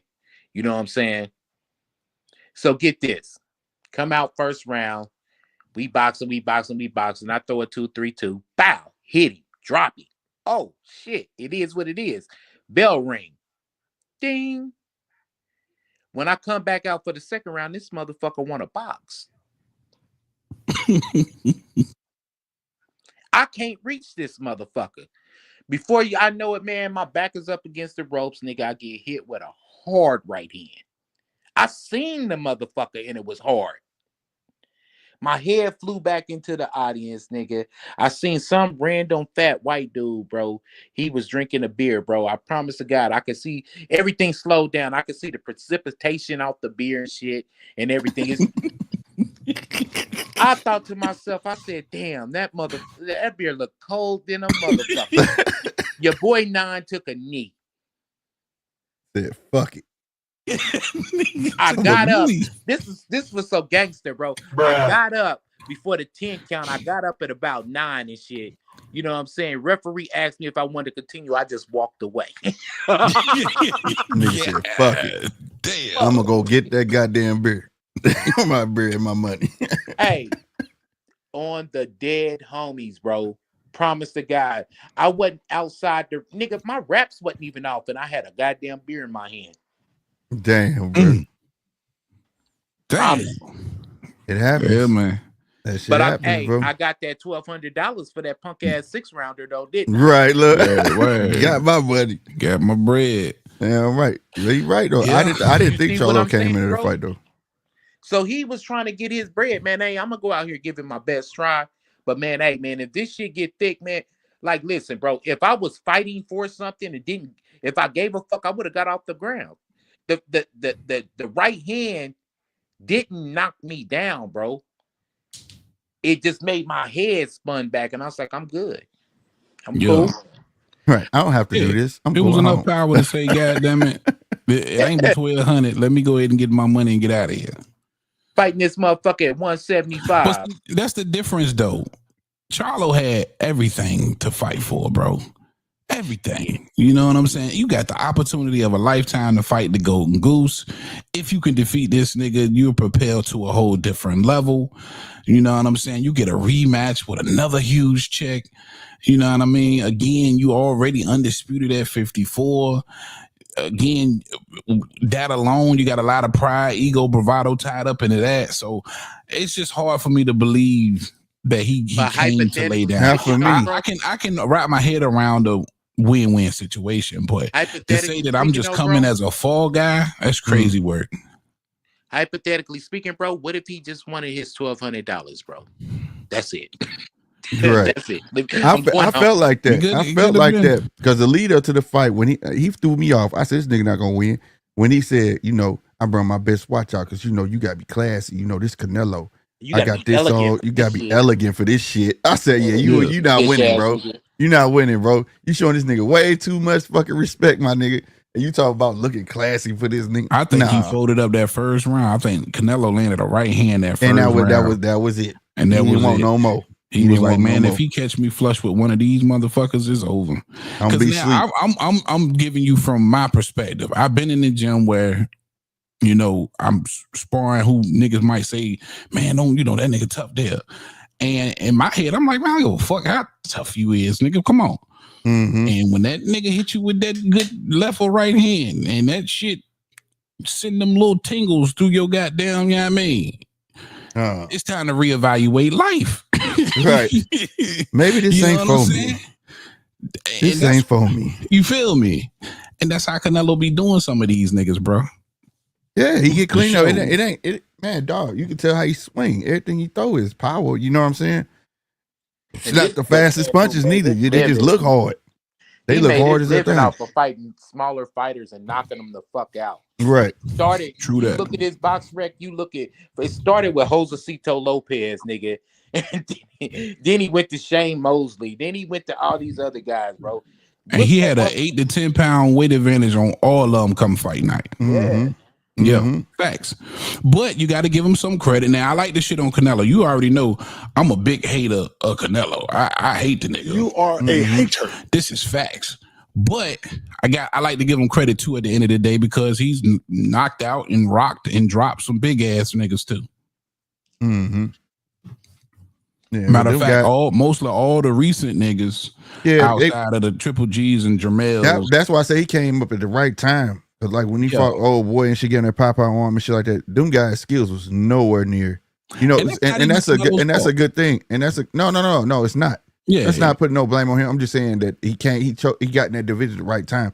None of them guys had the type of skills like he had. You know what I'm saying? You know what? Coming out from a lower weight division, and that's hold on real quick. But it's another testament though. Like he did it. Like I said, Bud about to be the next one come up with them type of skills. Can he handle that? It's like for him, it's gonna be a reverse back in time because he ain't fought nobody since Mayweather with them type of, you know what I'm saying, skills. So facts. Hey, you know what though, fellas? And this is the point I want to prove, bro. Mayweather had one thing that Amir Khan didn't have, that Shane Mosley didn't have, that Mel Charlo didn't have, and Bud is not going to have. What's that? And that is called a weight clause, a catch weight. And Bud is not a major draw. And that's the thing. So when they do the contract, Canelo gonna just run it up with him. He's the A side. Yeah, it's gonna be a small ring, and also shit. Yeah, so typically when you got the smaller guy moving up and daring to be great, he's usually the A side, so he can kind of direct traffic a little bit, bro. Bud ain't got no he's not gonna win with the pen. He's not gonna win in the motherfucking ring, bro. This is worse. Oh, this is as bad as Rocky Drago. But if he do win, though, it makes a great. I ain't know you was with me now. You with me, bro? I've been telling y'all from the get go. I told y'all. Yeah. Now I've been saying he's gonna lose. Okay. He said he need to go ahead and retire. He's too long in the tooth. Yeah. I remember. The last time we talked about, he had the whole spiel about he an HBO fighter. Damn old. Yeah, that nigga's an HBO fighter. Think about that, bro. Yeah. If you an HBO fighter, he'll be 38 in September, bro. He'll be 38 in September. Yeah.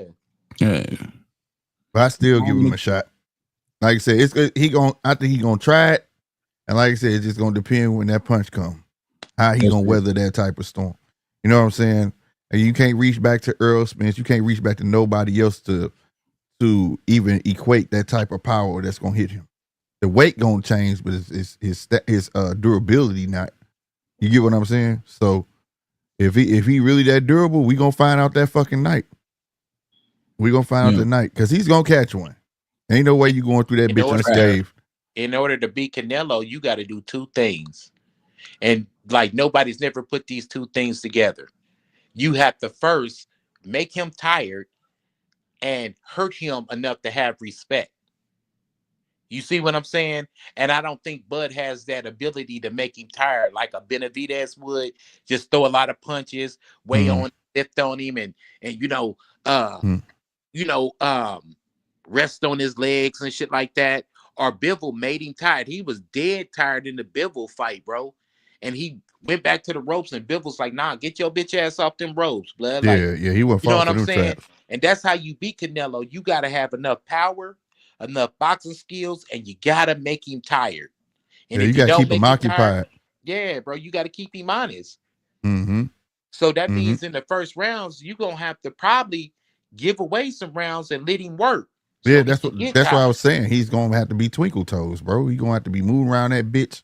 You know what I'm saying? Boxing real good on some Caleb Plant like he was doing in the beginning, you know what I'm saying? And try to make it in the later rounds where he done swung and whiffing that air so much that it is going to take a lot of him. He'll be tired. That's the type, like we said, it's got to be a perfect fight. You know what I'm saying? But like I said, I'll be a fool to be up here talking about, he finna wipe his ass with Canelo. Nah, bro. I don't know how people can come up with that. Like it's possible that he could win, but it's an even stronger possibility that he gonna lose. Here in another week or so, the worst possible thing could potentially happen to Bud. You see what I'm saying? The worst possible thing could potentially happen to Bud. If Virgil fights Madrimov and dog walks him, totally like dog walks him, drops him 3 or 4 times, just make him just look like the nigga with 10 fights that he is or whatever, right? Mm-hmm. Then that's gonna take a lot of steam out of the Crawford performance. Madrimov damn near has to win. If you're a Bud fan, you really rooting for Madrimov, right? Because if Virgil just steps in and just dogs him and do some shit that Bud can't do, well, fuck, for that case, then Virgil may be more deserving. If we gonna use Madrimov as the measuring stick, he fuck around be more deserving to fight Canelo. Yeah, but that's why I said I can't. That's why I was saying I'm not. Like I said, that why, man fought over discipline. That's why it depends on what Madrimov fight you're gonna get. Close, bro. I'm watching it, and I'm gonna be honest with you. I'm hoping I can watch it through the same lens that you're gonna be watching it through, because I'm hoping that Madrimov come out and fight that fight like how he fought Bud. You know what I'm saying? Like if that's how he's gonna take on oncomers, and he's got smarter, like T.O. said. You know what I'm saying? You got to learn something from that shit. Now, that's what I want to see. I don't want to see the Madrimov before Bud and he get in there and get his ass waxed. You get what I'm saying? Yeah. Because a lot of people gonna run with it at that point, because a lot of people didn't know who Madrimov was before that fight. Right. You know what I mean? And they just gonna run with it. Like, look what Ortiz did to him, and you're not gonna understand the difference. You know what I'm saying? So I'm hoping he does go in there and fight that smart fight, because this fight should be. This is to your point. This fight, it shouldn't be easy, but it should be easier than Bud. You get what I'm saying? Facts. It should be easier than Bud, because you got Virgil. He just he gonna go come forward. That's all he gonna do. You know what I'm saying? Yep. And I think if we putting our analyst hat on, this gives us an opportunity to observe whether or not Madrimov, took advantage and picked up them gems that Bud dropped in that fight for him, and using it again to his advantage, man. So that's why I like Madrimov in this fight, bro. I just don't think you can't come away fighting Bud not learning anything and using it moving forward. You know what I mean? For sure. E-Dub, I'm with you, man. I understand what you're saying. And I'm not saying, and I want to make this completely clear, I'm not saying that Bud Crawford can't win this fight. I just don't think he is. You know what I'm saying? You could root for a fight all day, but sometimes you gotta be rooting for. But matter of fact, man, shit, nothing would make me more happier to see Bud get in there and pull that motherfucking fight out. That's history, bro. He do that shit, bro. That's instant history. That's something you not gonna see in a long, long time, bro. That's like that once in a lifetime type shit. Fuck Canelo. I keep telling you, I'm a hater of Canelo. You are a hater. I am a hater. How many niggas come out and say they just a hater? Don't nobody ever admit being a hater. But that's real shit, though. I be telling nigga I don't like Devin Haney. Fuck that nigga. You know what I mean? I don't like his boxing style. You know what I mean? Right. His personal shit inside the ring, outside the ring antics, they ain't got shit to do with me. But the aesthetics of watching him fight, I'm like, God damn.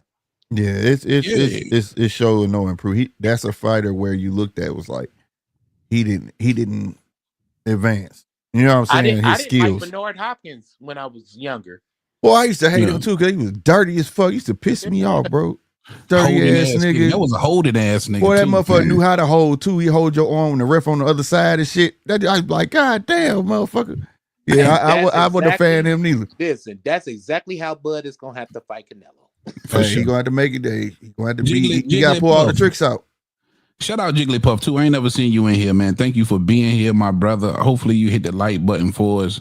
Thank you. It's not that because Canelo the fighter I'm cool with. It's Canelo the bit. I ain't even gonna say the businessman, but some of the move he's made. Like right now, you just got this big ass deal with Turki Alalshikh for 4 fights, and David Benavidez is not on it. It's not on it. You chose to fight everybody else except for David Benavidez, bro. The guy that had been there and forever, right? Well, they not in concrete. They not in concrete yet. I don't give a fuck, man. David Benavidez's name should have been visible. Yeah, it should have been 2 of them. It should have been 2. Yeah. That should have been. Yeah, it should have been visible. It's not even visible. I would much rather it's a good possibility. I would too. It doesn't happen. Yeah, it's a good possibility that it just doesn't happen. Yeah, I most definitely would rather have been. I hate on Canelo, bro. That's why I hate on Canelo. Yeah, shit like that, bro. And it like I said, it bodes well for Bud if he wins. Either way, he got that challenge, but it doesn't look good for Canelo. It's look like you chose to fight this smaller cat instead of fighting your predecessor. You know what I'm saying? You know, why not? Hey, like, but you get more respect for that. Let me ask y'all a question.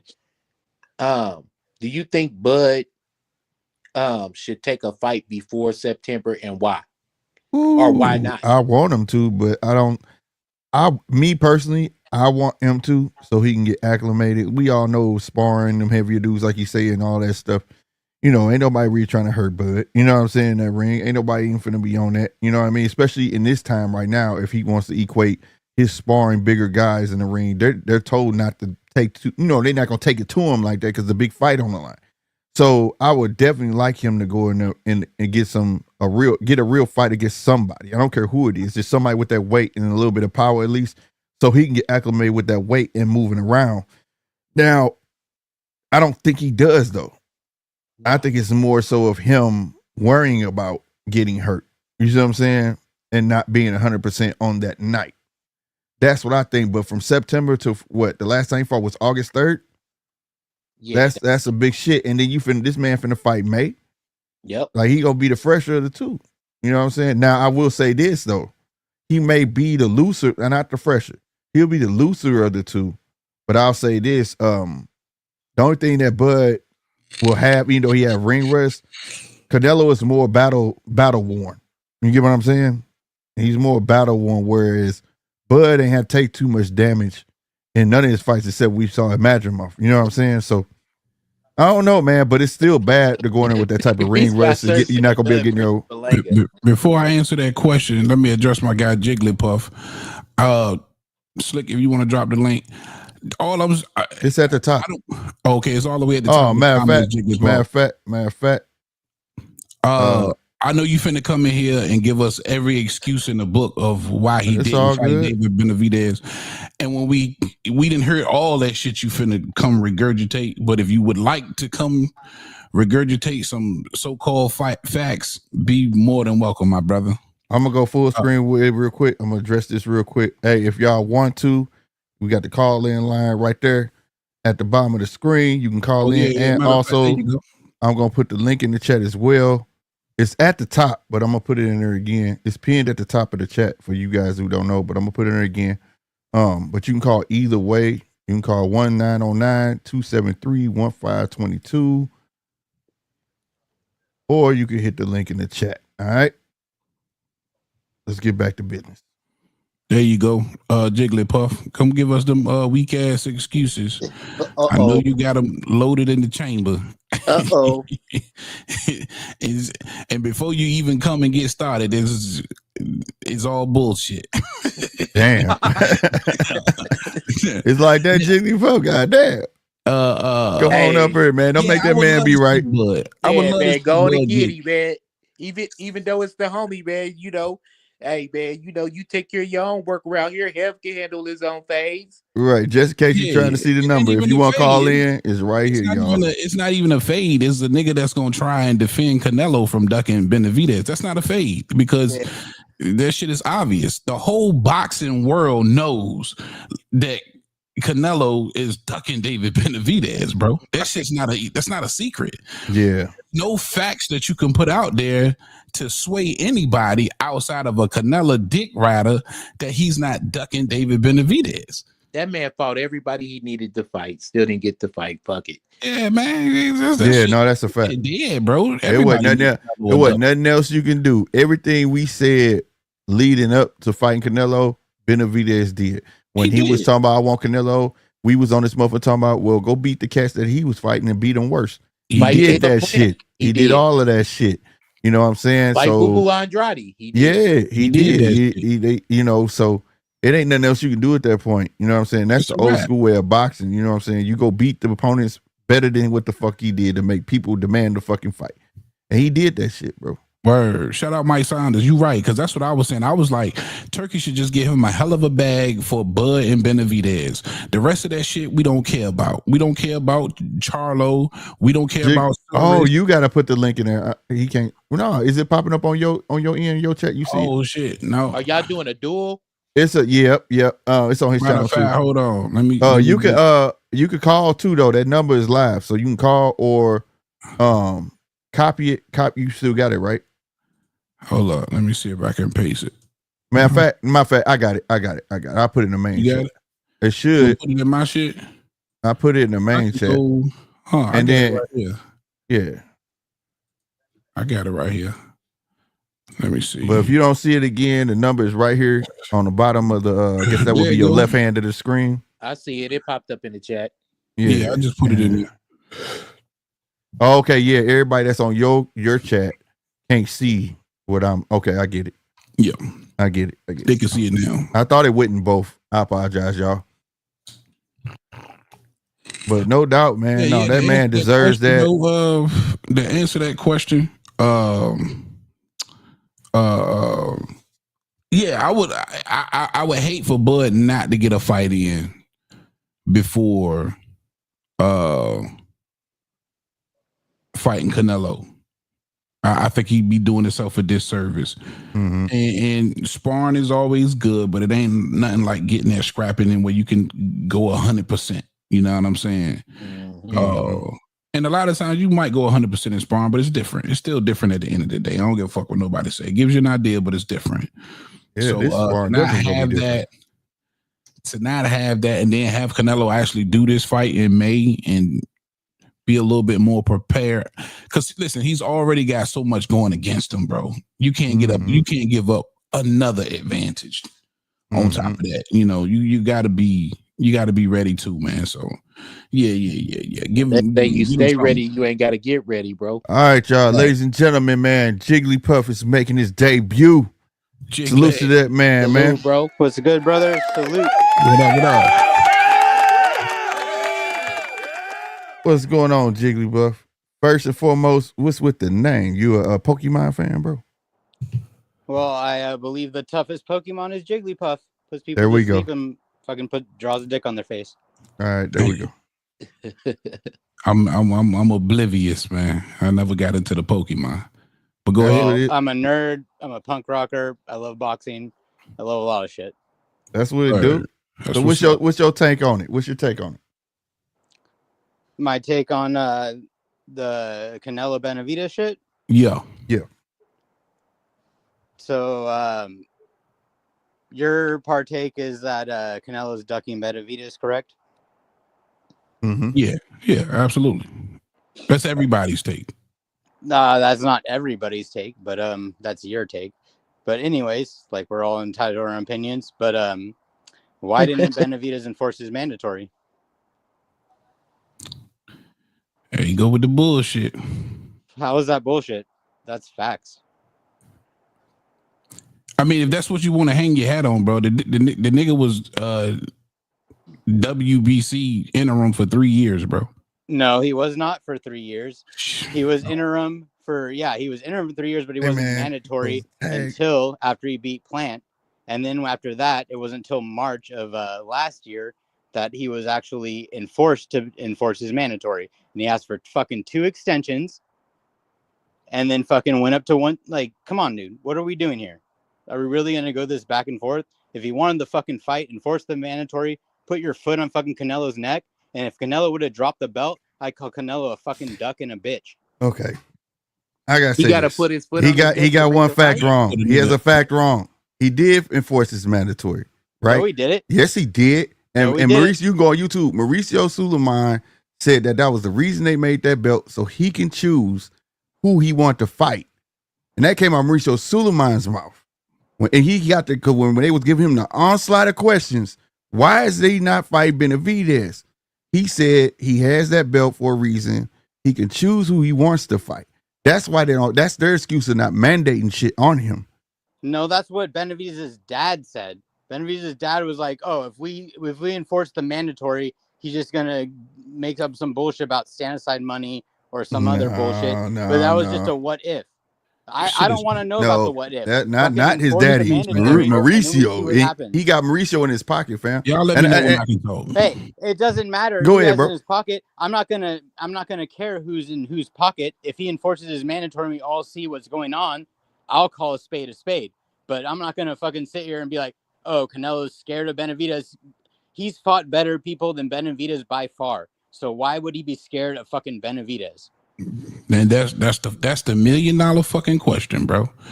And okay, so we can agree on that. What I'm not gonna do is get caught up in the politics of it. You want to argue politics? Let's argue the fact of look at the motherfuckers he picked during this whole situation, during Benavidez's whole pursuit of Canelo Alvarez. Those are guys who nowhere near deserved the fight more than Benavidez, bro. Canelo, at the end of the day, got to choose who he wanted to fight. Okay. And he didn't choose Benavidez. And it was for a reason. Okay, well, check this. Have you ever thought that maybe fucking Canelo has self-respect for boxing and he sees someone like Benavidez who's lost the fucking belt on the fucking coke and fucking lost the belt for fucking undisciplined and being like, you know what? I'm going to give these other guys a fucking shot. But he built himself up from that, though. That's more bullshit, bro. Jigglypuff, that's bullshit, bro. Like you just went all the way back in the past as if he didn't build himself back up from that, though. Do you hear yourself, Jigglypuff?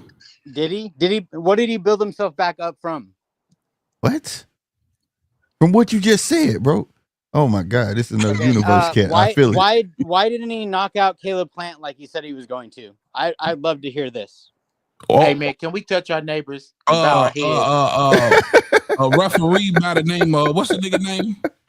What's your boy name? Was Caleb Plant clinching too much? Was Caleb Plant clinching too much? Bro, everybody know Caleb Plant supposed to have been warned 1,000 times and had a point deducted in that fight. I understand that. That's the beautiful part of it. Caleb Plant is fucking master fucking clincher, right? We can all agree on that. He's a clinch master. I mean, that's your opinion, but no, but we all agree that he can clinch well and that he works his offense off a clinch. Can we all agree on that? Go with your point, though. I don't see it. I want to make my point, but can we at least agree that I don't know how you're meaning it. Like you saying it is a bad thing or what? Okay, go ahead. So we agree on that point. Yeah, man. Okay, so why, when Canelo fought him and he was clinching, was Canelo able to work off the clinch and get the knockout when Benavidez couldn't? And he was pulling his arms away like when Canelo was when he was 23 against Mayweather. It's because experience, and Benavidez doesn't have that IQ yet. Benavidez, I like Benavidez. He's a good fighter. He needs more fights and experience to be on that top level. Fuck all that, man. He ducked Benavidez, man. So Benavidez ain't better than. So you saying that Benavidez is not better than everybody that he done beat? You saying there he's not? Canelo's A and he's not B. Is what you're saying. You're saying there's somebody else there that was better than Benavidez. I wasn't saying that. I was just saying that. So then why not fight? The man was finna fight. The man was finna fight fucking Jake Paul. Matter of fact, let me ask you this real quick, Slick. Jigglypuff. It's hard to call a grown man Jigglypuff. Hold on. Well, I know it is. I know you don't get the nerd shit. I know you don't fucking get it. Well, let me ask you this. So you, in your heart of hearts, you believe that Canelo is not ducking Benavidez? The facts don't support that he is. So I just look at the facts. I ain't asked you what the facts support. I'm asking you, as an observer of boxing, as a fan. You talking about you love boxing. This is a sport that you love. That's come out of your mouth now. As a fan, you actually believe that Canelo isn't ducking Benavidez? Yeah, that's what I'm saying. So you were okay with him fighting Jake Paul then? That was just a fucking play move, dude. If you really believe that, then you don't know boxing. Man, his signature's on his signature on the contract. What are you talking about? Are you kidding me? Every year, every single year, if you haven't followed Canelo's career, every single year, there is a bullshit report about Canelo's going to fight some scrub, and he never fights him. It's always some fucking bullshit. Bro, we just put the contract on the screen. We just put the contract on the screen, bro. He had signed the contract and backed out of it. What are you talking about? He was actually going to fight him. If Turkey didn't come through, I don't have I can put it back up there. I'll pull it back up. But yeah, we put the contract was on the screen, bro. With his signature. Done. This nigga just said he truly believed Canelo ain't ducking Benavidez. That's so if Benavidez is even, if Benavidez is not as skilled as you're saying, why would he fight Jake Paul then before Benavidez? Why not going to get him out the way? If I had my idea of what's going to happen, is that he signed this next 4 deal. It's going to be Charlo, and then it's going to be Crawford. And then February, like if Bivol wins and fucking if Bivol wins, they'll have the trilogy late year. And then in February, Canelo will fight Benavidez, steal his mandatory position for Beterbiev Bivol, because I don't think he'll mess with the trilogy.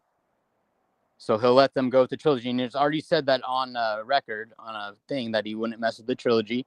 So it would be Canelo, Benavidez in February, and then they go undisputed. And that's you gotta why cut your mic down, E-Dub. Cut your mic down, E-Dub. That's why I think Canelo is giving up those dates that he usually has. I can hear your TV, E-Dub.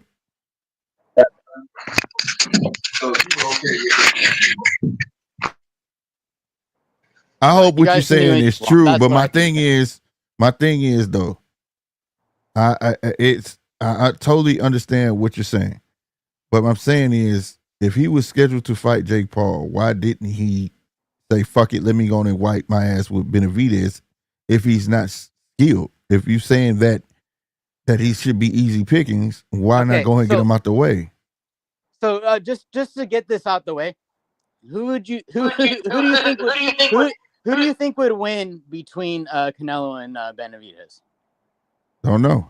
That's the point of watching. But I just want your opinion. Who do you think would win? Between who? Benavidez and Canelo. Benavidez. And why? And why? I want to know why. Who do you think would win and why? I'm E-Dub, put your hand up when you want to say something. E-Dub. Your mic is up. Yeah, when you're not talking, mute your mic for me. I just don't believe Canelo can handle the pressure. He's not used to somebody coming forward and the output.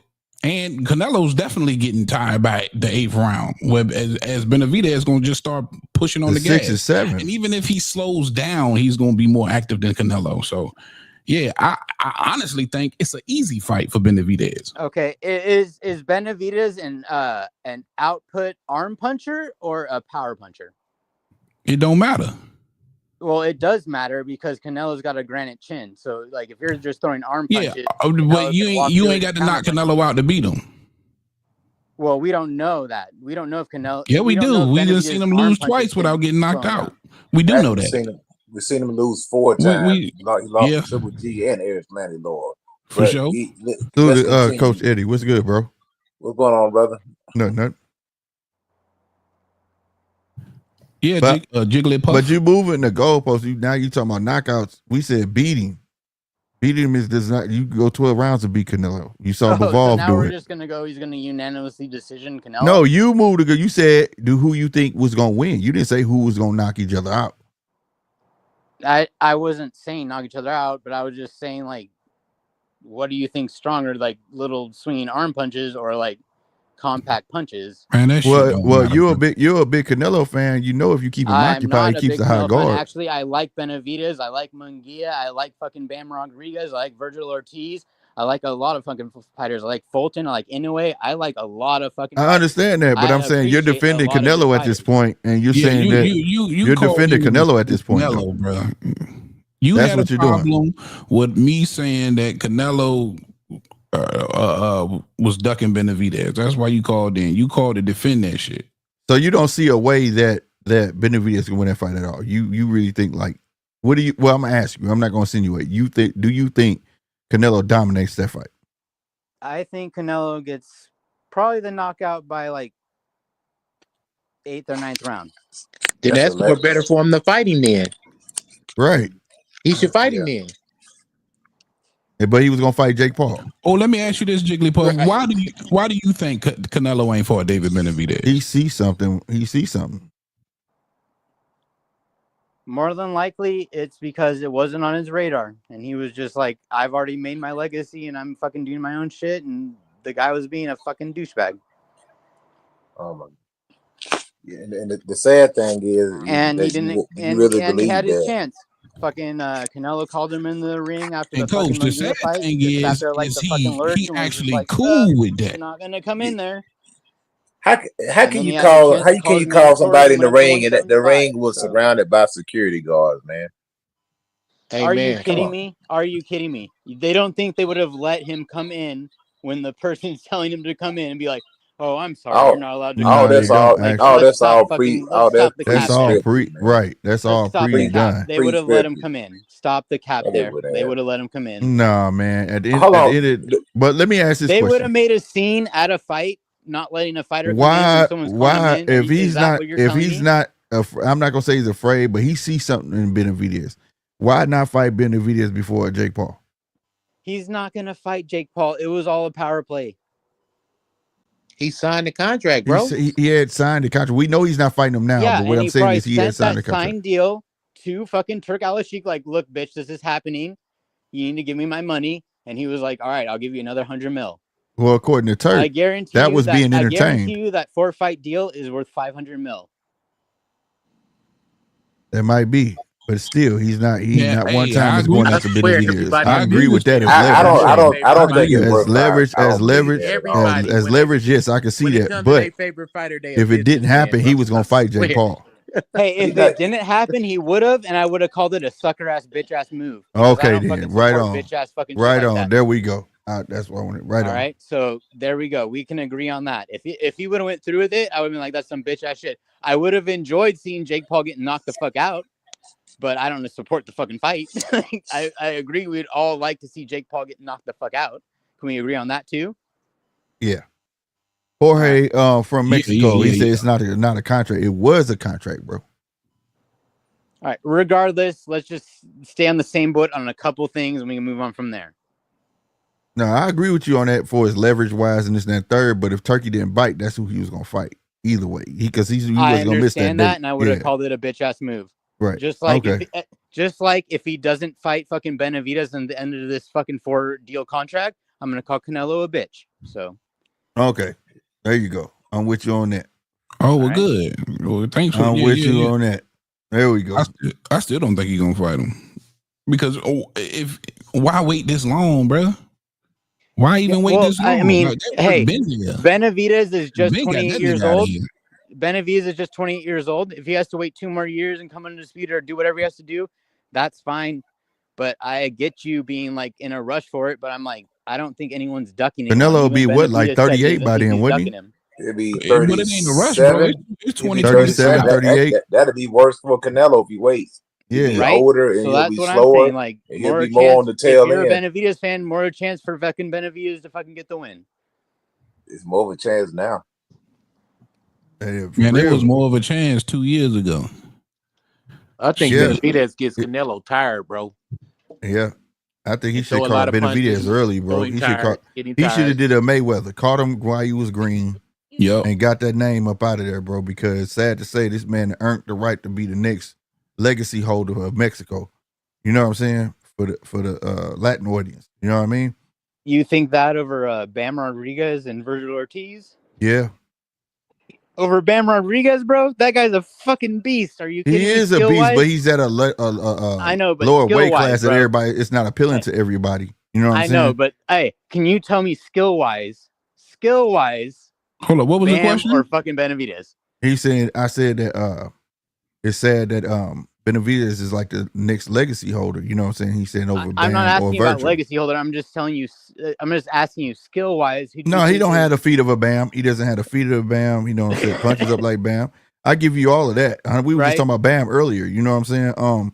But it's, you know, in boxing, people, you know, the casuals go for the bigger fighters. You know what I'm saying? I just want to know that you guys are like actual boxing fans that are like, I love. Oh no, Bam, you on the right back. I know fucking every fucking body, bro. I am an avid, I'm a boxing fan. Right, so I agree with you. That. We were just talking about Bam feet. We was talking about that. Yes, if Bam was his height, right, and moving the way he moving now in the same weight division, I would give it to Bam, 100%. But Bam is not in that weight division, and Bam is in the lower weight division where he's not going to garner that much attention. That's why he's fighting all these older guys. You know what I'm saying? Yeah. You know, or whatever. So, well, that's how you know a casual from an actual boxing fan, because they follow the lower weight divisions. Right. So that's why I wouldn't go that far, bro. Yeah, not really. You know that word casual didn't even exist 5 years ago. It's something that we just came up with. Well, it came up with, but it does serve a purpose, though. Bro. You follow your preference, bro. A casual is more of a fan of a boxer. You know what I'm saying? A boxer, like me with football. I follow Green Bay. But I can't tell you about the rest of the fucking NFL. You get what I'm saying? So like, it serves a purpose, you know what I'm saying? But at the same time though, like I said, to compare a Bam to Benavidez, that's apples and oranges, bro, because they're not in the same weight division. I don't even know how we got there, but yeah. But legacy wise, is because you watch this man work his way back up from a fuck up to deserve that spot. And it's sad because, as I call it, the great cloud. If Canelo retires, you gonna have that great cloud as head. You gonna have 50% saying, yeah, Canelo was the truth, and there's gonna be somebody in the barbershop say, yeah, that motherfucker didn't fight Benavidez though. Well, word. I don't think that's going to be a case. I mean, maybe it would, but I mean, like, I really of course don't see it would. It would, bro. It goes on today. The hardcore fans gonna remember. They remember, that's 100%, bro. That shit real. Why you think Mayweather had to fight Pacquiao, bro? Do you not respect Ward? Do you not respect Andre Ward? Yeah, I respect Andre Ward 100%. Well, Beterbiev and Bivol are coming up in the fucking monsters in his division when he retired. Yeah, but they weren't calling him out. All it did for him, he retired though. He retired, and they weren't calling him out. And he was calling out the monster. He was calling who is Triple G. He was calling out Triple G. He was calling out Triple G. That was and Triple G didn't want him out because when Triple G recalled to it, he wouldn't want to fight. He didn't stick around and fight everybody around them niggas except for them. You feel me? That's exactly what Canelo's doing. But real quick, man, Coach came up and because I'm done with Jigglypuff. Coach, I wanted to get your thoughts, man, at EW. Let y'all get the floor a little bit, man. What's going on, Coach? Oh man, what's good, man? I guess what y'all been talking about, the Canelo Crawford, the 4-fight deal or whatnot. I guess that's what everybody talking about.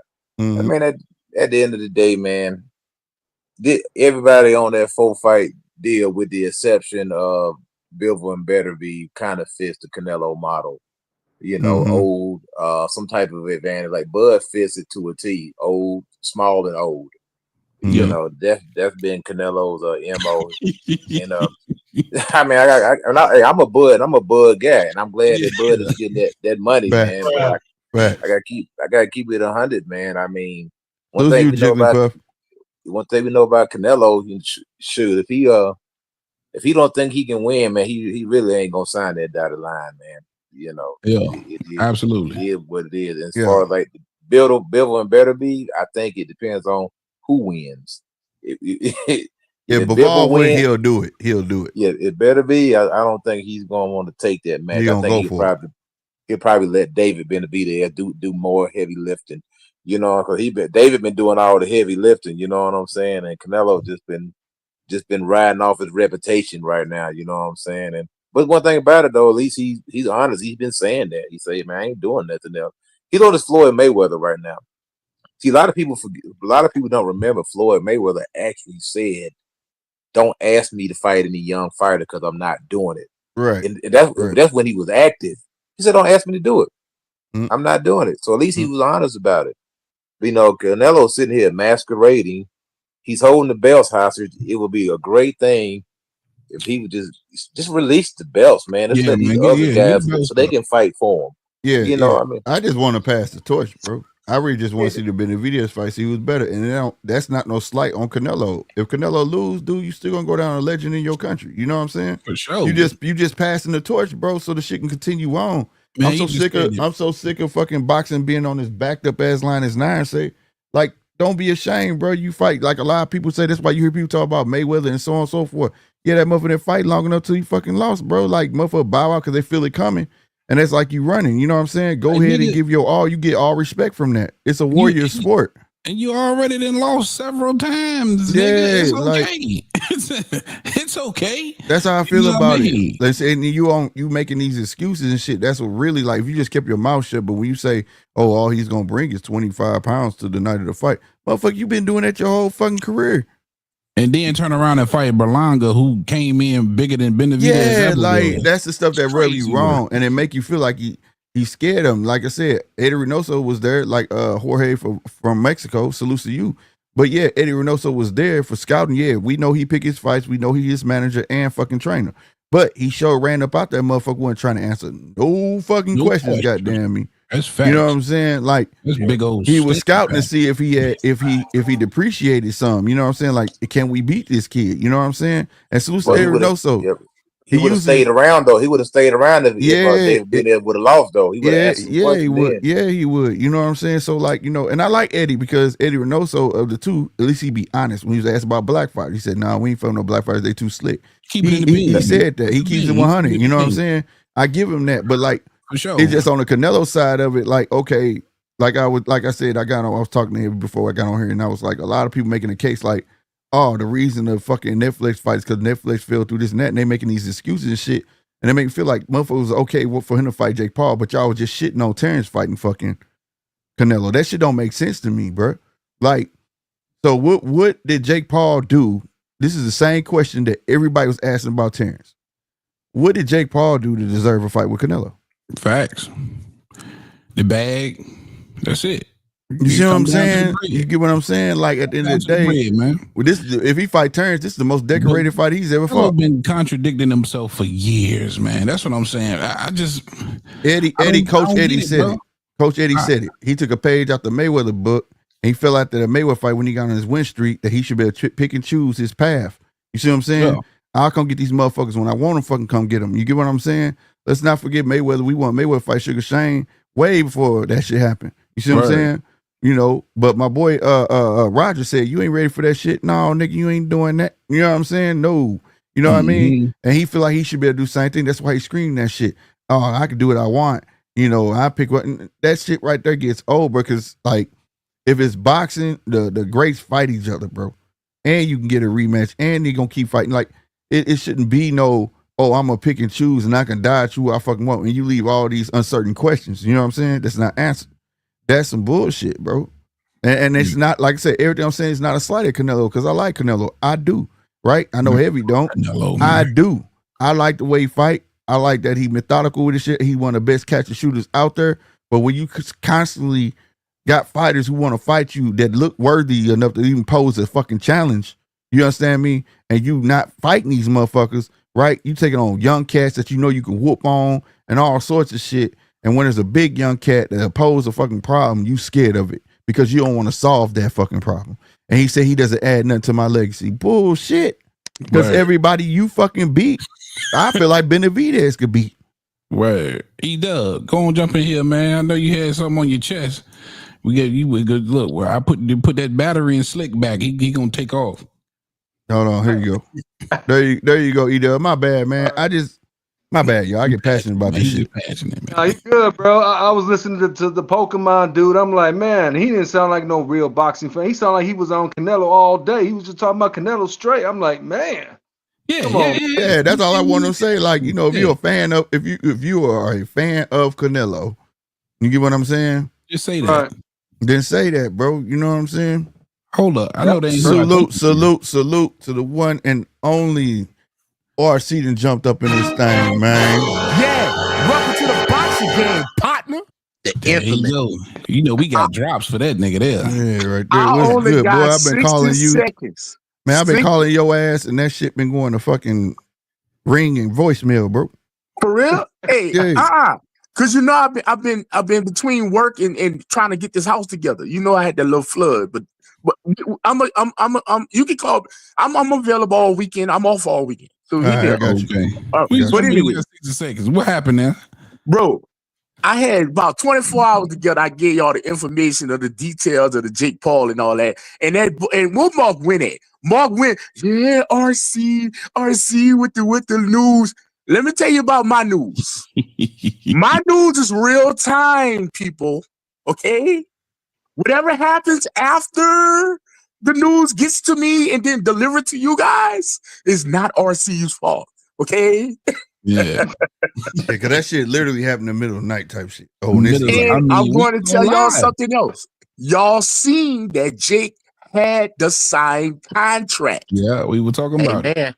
Okay? So don't be like RC just throwing stuff. No, brother. I'm going as in real time news. Now, let's see what's going to happen since what RC gave y'all the info last night. Yeah. Canelo's about to get sued. Well, the contract was the contract was incomplete though, bro. It doesn't matter. The MVP didn't officially sign it. But it doesn't matter. You know they're gonna do some well, they're gonna try some type of litigation, but you know that, right? Yeah. Because venues been booked, deposits been put down. I'm just letting you know all what did happen, Slick. And I'm gonna say this. Damn, I ain't even think about that. You ain't lying. Oh yeah. I'm really the insider on all this because I'm inside. You get what I'm saying? Yeah. But I'm gonna tell y'all something. And I don't, you go ahead and play that music one more time for me, for me, Heavy, because you're not gonna like this one. See that bullshit Turkey pull about talking about a lion and he gonna do all this and what you need to fear and all this? Yeah. Let me tell you something. A lot of people don't like you, bro. And this is no disrespect to you, Turki Alalshikh. I know I've been disrespecting you, but I'm gonna give you word for the boxing capital of the world. You got a little event coming to the boxing capital of the world in September. Okay?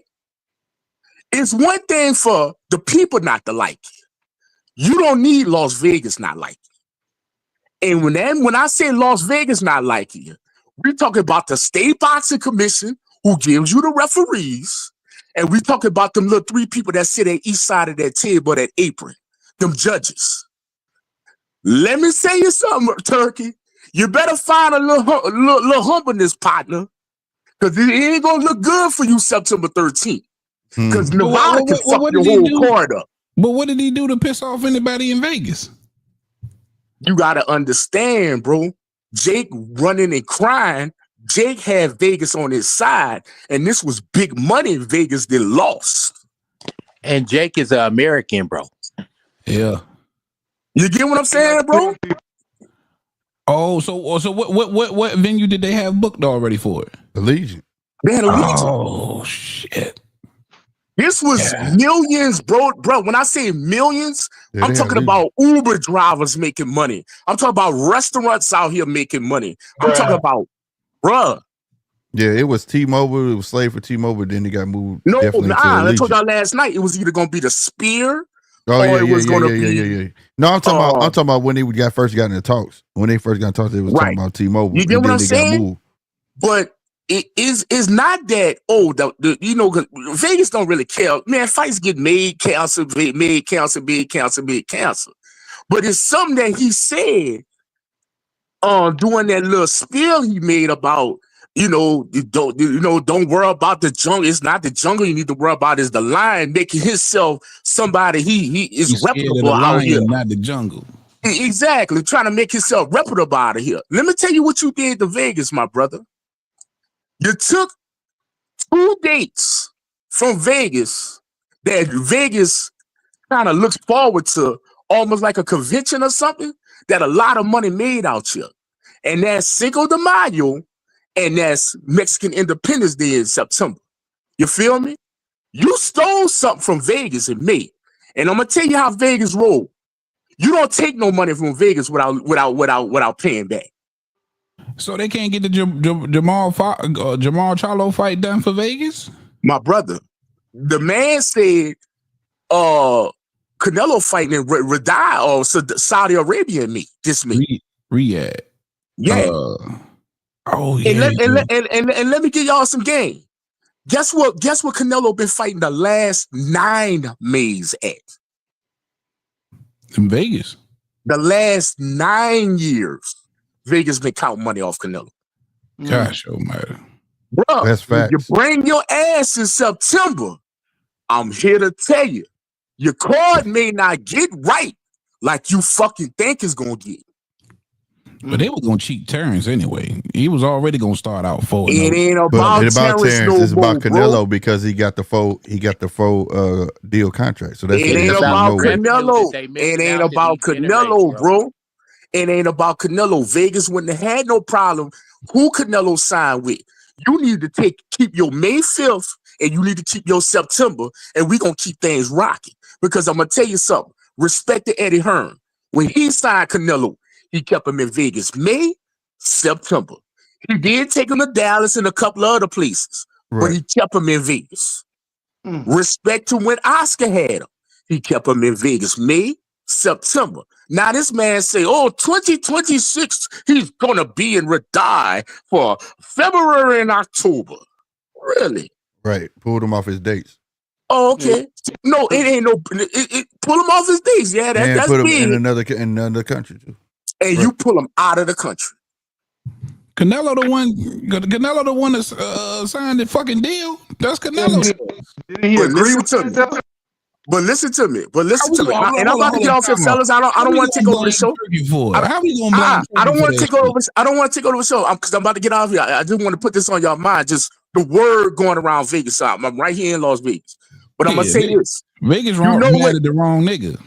You know what Jake Paul said, and Jake Paul put a lot in that. If y'all reread that, when Canelo signed with Canelo gave up his dates. He's no longer a boss, bro. He sold it. Yeah. He sold it to Turkey. He down with the Turk. But I'm gonna tell you something. You no longer a boss, bro. You no longer a boss. So this is the thing about that. Fight fans don't care about that. I'm about to tell you what makes it care about it. What don't make it care about it. Vegas don't never deal with the middleman.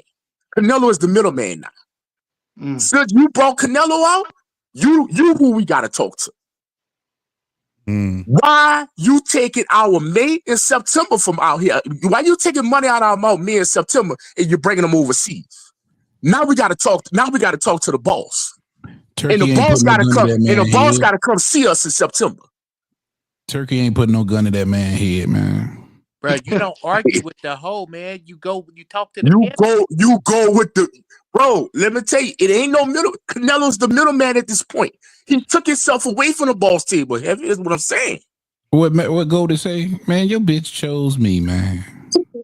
Your bitch chose me. But yeah, Canelo went for Vegas. Don't serve the hoe.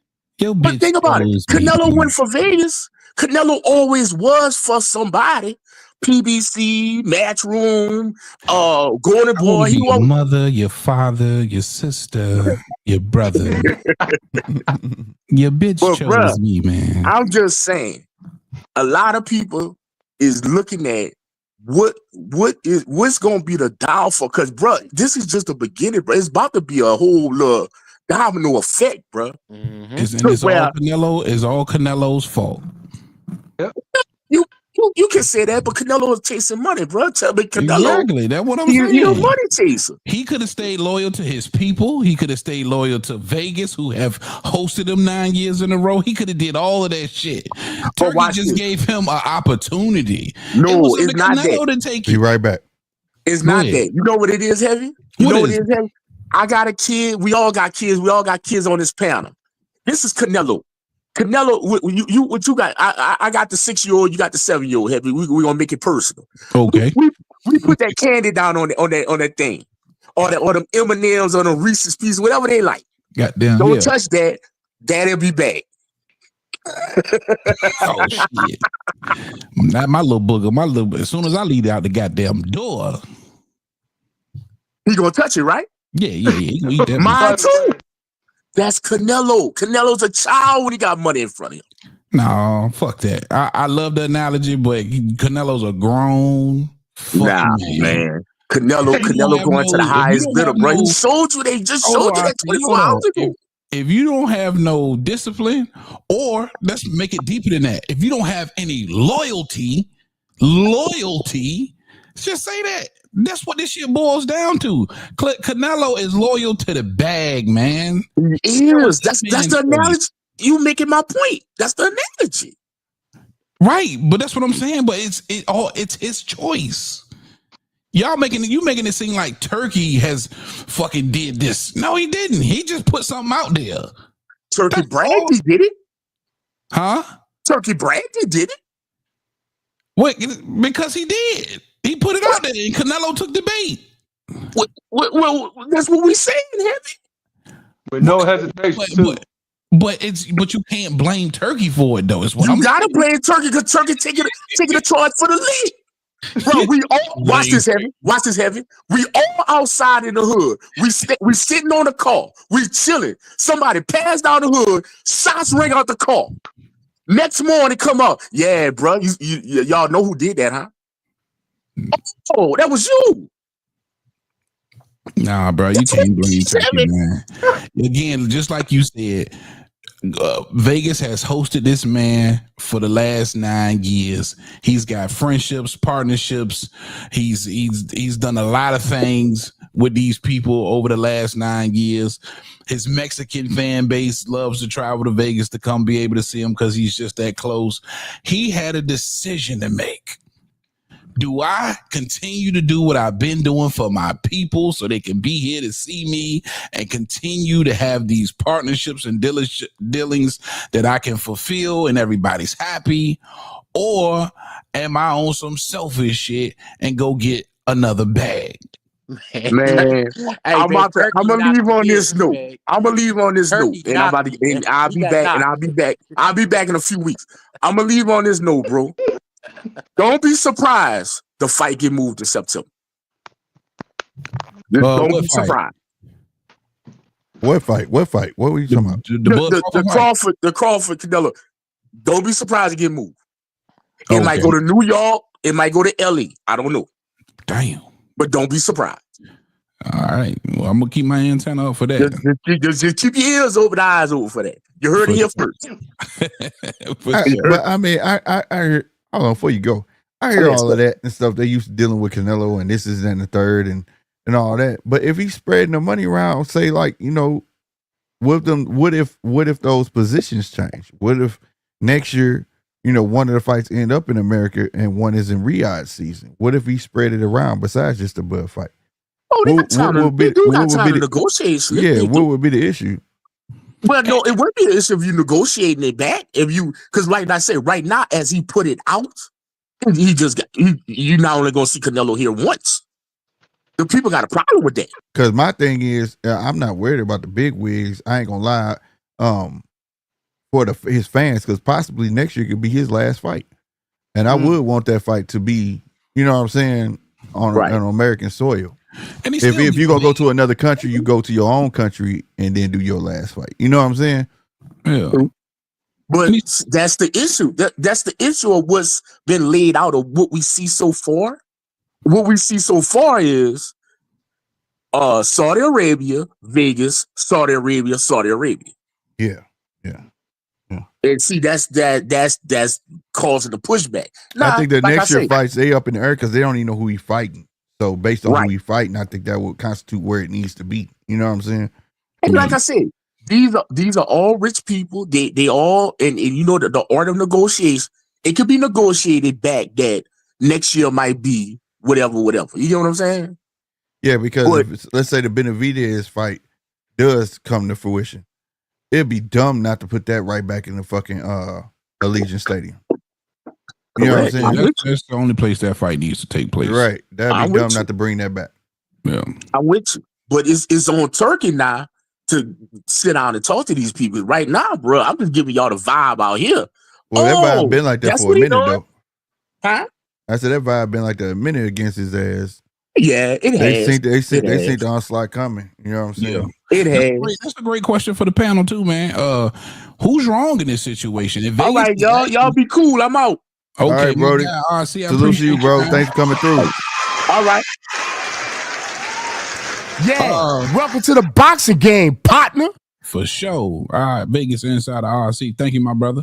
But that's a great question for the panel, man. If Vegas is actually upset, if the higher ups, if the powers that be in Vegas has an issue with this deal that Canelo took from Turki Alalshikh, who's to blame? Like, who's really to blame, right? You have this, or at least y'all thought y'all had this great relationship with Canelo where at some point he will probably show you some loyalty, but he chose otherwise. Like, why would you have in my opinion, why would you have a problem with Turkey versus Canelo? Coach, you got thoughts on that? Coach gone. What about you, E-Dub? I got some thoughts on that heavy bag, man. Canelo just dissed his whole fan base for the bag, bro. This is some bull. I ain't never seen this in my life, bro. I've been watching boxing for like 35 years, bro. This is some bull. It ain't weren't Turkey's fault. Turkey is a businessman. He was looking for the money anyway, regardless. Canelo just dissed his whole fan base, and now he's got 3 matches out of the 4 in Ryder. Come on, man. That's some bullshit. I think it's Canelo's fault, not Turki's fault, bro. That's just my opinion, man. For sure. I respect it. I like the energy, man. I like the energy. That's how I feel too for his fan base. Because I've been speaking a long time. He's not for me. He's for the Mexican people. That's what he says. You know what I'm saying? And then for the person to say that he's for the Mexican people, like you would think, you sign a 4-fight deal, and by that time next year, like say be 37, 38, you can't help but feel like that last fight might be the last hoorah. You know what I'm saying? Right. So you definitely would want at least 2 at home and maybe 2 there. You know what I'm saying? Yeah. But like, no, that's my biggest thing for the fans of the sport, because we all want an opportunity to at least be able to see your favorite fighter. You know what I'm saying? Right. And to take those last 3 and be gone, nah. Yeah, that is a shot in the foot. You know what I'm saying? I think I might agree with RC. 2 there, 2 in Vegas. Make it even. Yeah. And I hope they do negotiate them last 2, because like I said, I really think it's based on who he's going to fight. You know what I'm saying? Because it got to make sense. It has to make sense. You got to put the fight, even though I know Turkey don't care about pay-per-views, but he does make his money off commercial value. So right. if you got to put it where that fight's going to garner the most eyes. You know what I'm saying? So that's true. I really hope Benavidez is one of them, but I really hope that they do in February. I get the May card because he's with Turkey. He's gonna put on a show for the people over there. The first one, second one come home. I'm really hoping that the next 2 would be in America, or at least in Mexico. You know what I'm saying? Get them to your people. You know what I'm saying? Your true supporters. Because they've been helping him since the beginning. Turkey hasn't been there. It's been his Mexican people that have been supporting him. They're giving him that money. They've been giving support and going to every boxing match that he's ever had. And now you're just gonna dip out and leave. Oh, come on, man. Well, now I will say this though. This is where I agree with Heavy. I wish the contract would come out so we know how it was. This is the one time, like over here, I don't speak about a lot of numbers on the judges table. You know what I'm saying? I don't care about what they getting paid. This and third. I care about the fights. But the thing is about Canelo that I do salute Canelo. A lot of people don't know. Like he bought cable, get them cable. He done bought. He has his own. What do you call that? Pharmacy.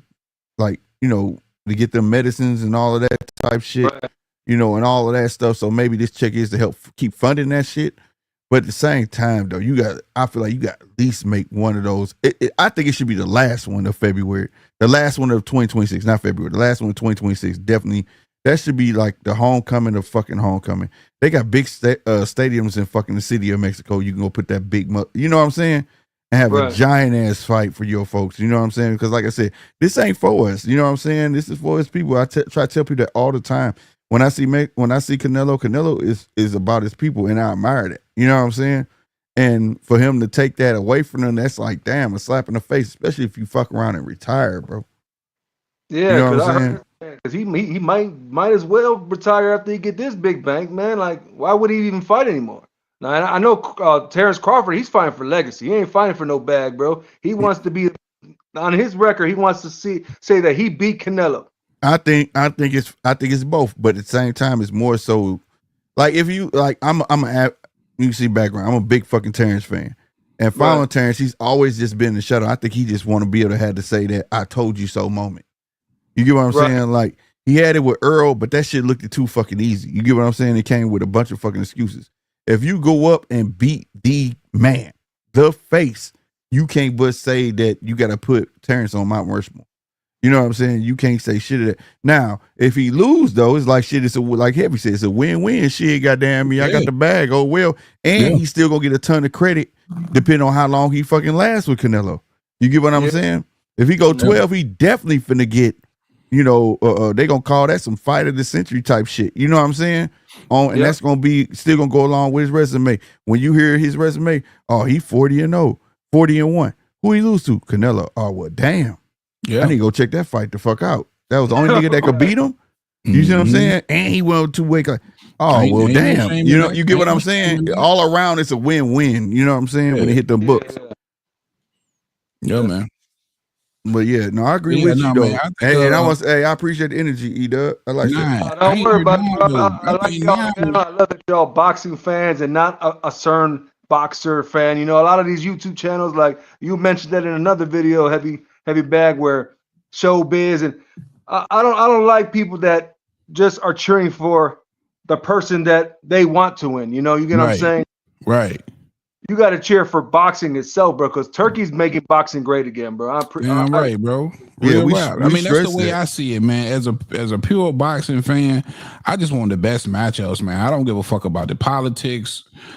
I'm not rooting for one single nigga to take over boxing. None of that, bro. I just want the best fighting the best. Give me the boxing, bro. Yeah, give me good nights of boxing. And we practice free speech over here, goddamn me. You know what I'm saying? On boxing, even though Heavy be trying to press some motherfucker on picking somebody, but we fucking goddamn me. You know, we stress that though. At the end of the day, that it's okay to root for somebody, but you got to be real enough with yourself to say, hey, you might lose, but you know what I'm saying? Like, or you can root for somebody, but that's all. Yeah, that's the game. That's the game you're dealing with. You know what I'm saying? Because when that bell fucking ring, I can get like I stress it enough. If that was me in the ring, I can give a fuck about a ref, a judge. It's me, you, and this motherfucker. So I gotta get you the fuck up out of here, and that's just how the game go. You know what I'm saying? That's it. I was interested in hearing what Nine had to say because I think he was more aligned with what RC was talking, that crazy shit. Man, listen, bro. Listen. Just like some pimping, and I always equate like promoters as pimps. Because in my humble experience with me just dealing with promoters in my life, they some pimping. You know what I'm saying? And it's one thing, man. It's Turkey's job to ask, bro. But it's Canelo's job to say no. Exactly. That's all. That's the only point I was making. You know what we do in the back of these cars, DJ? It's just that simple.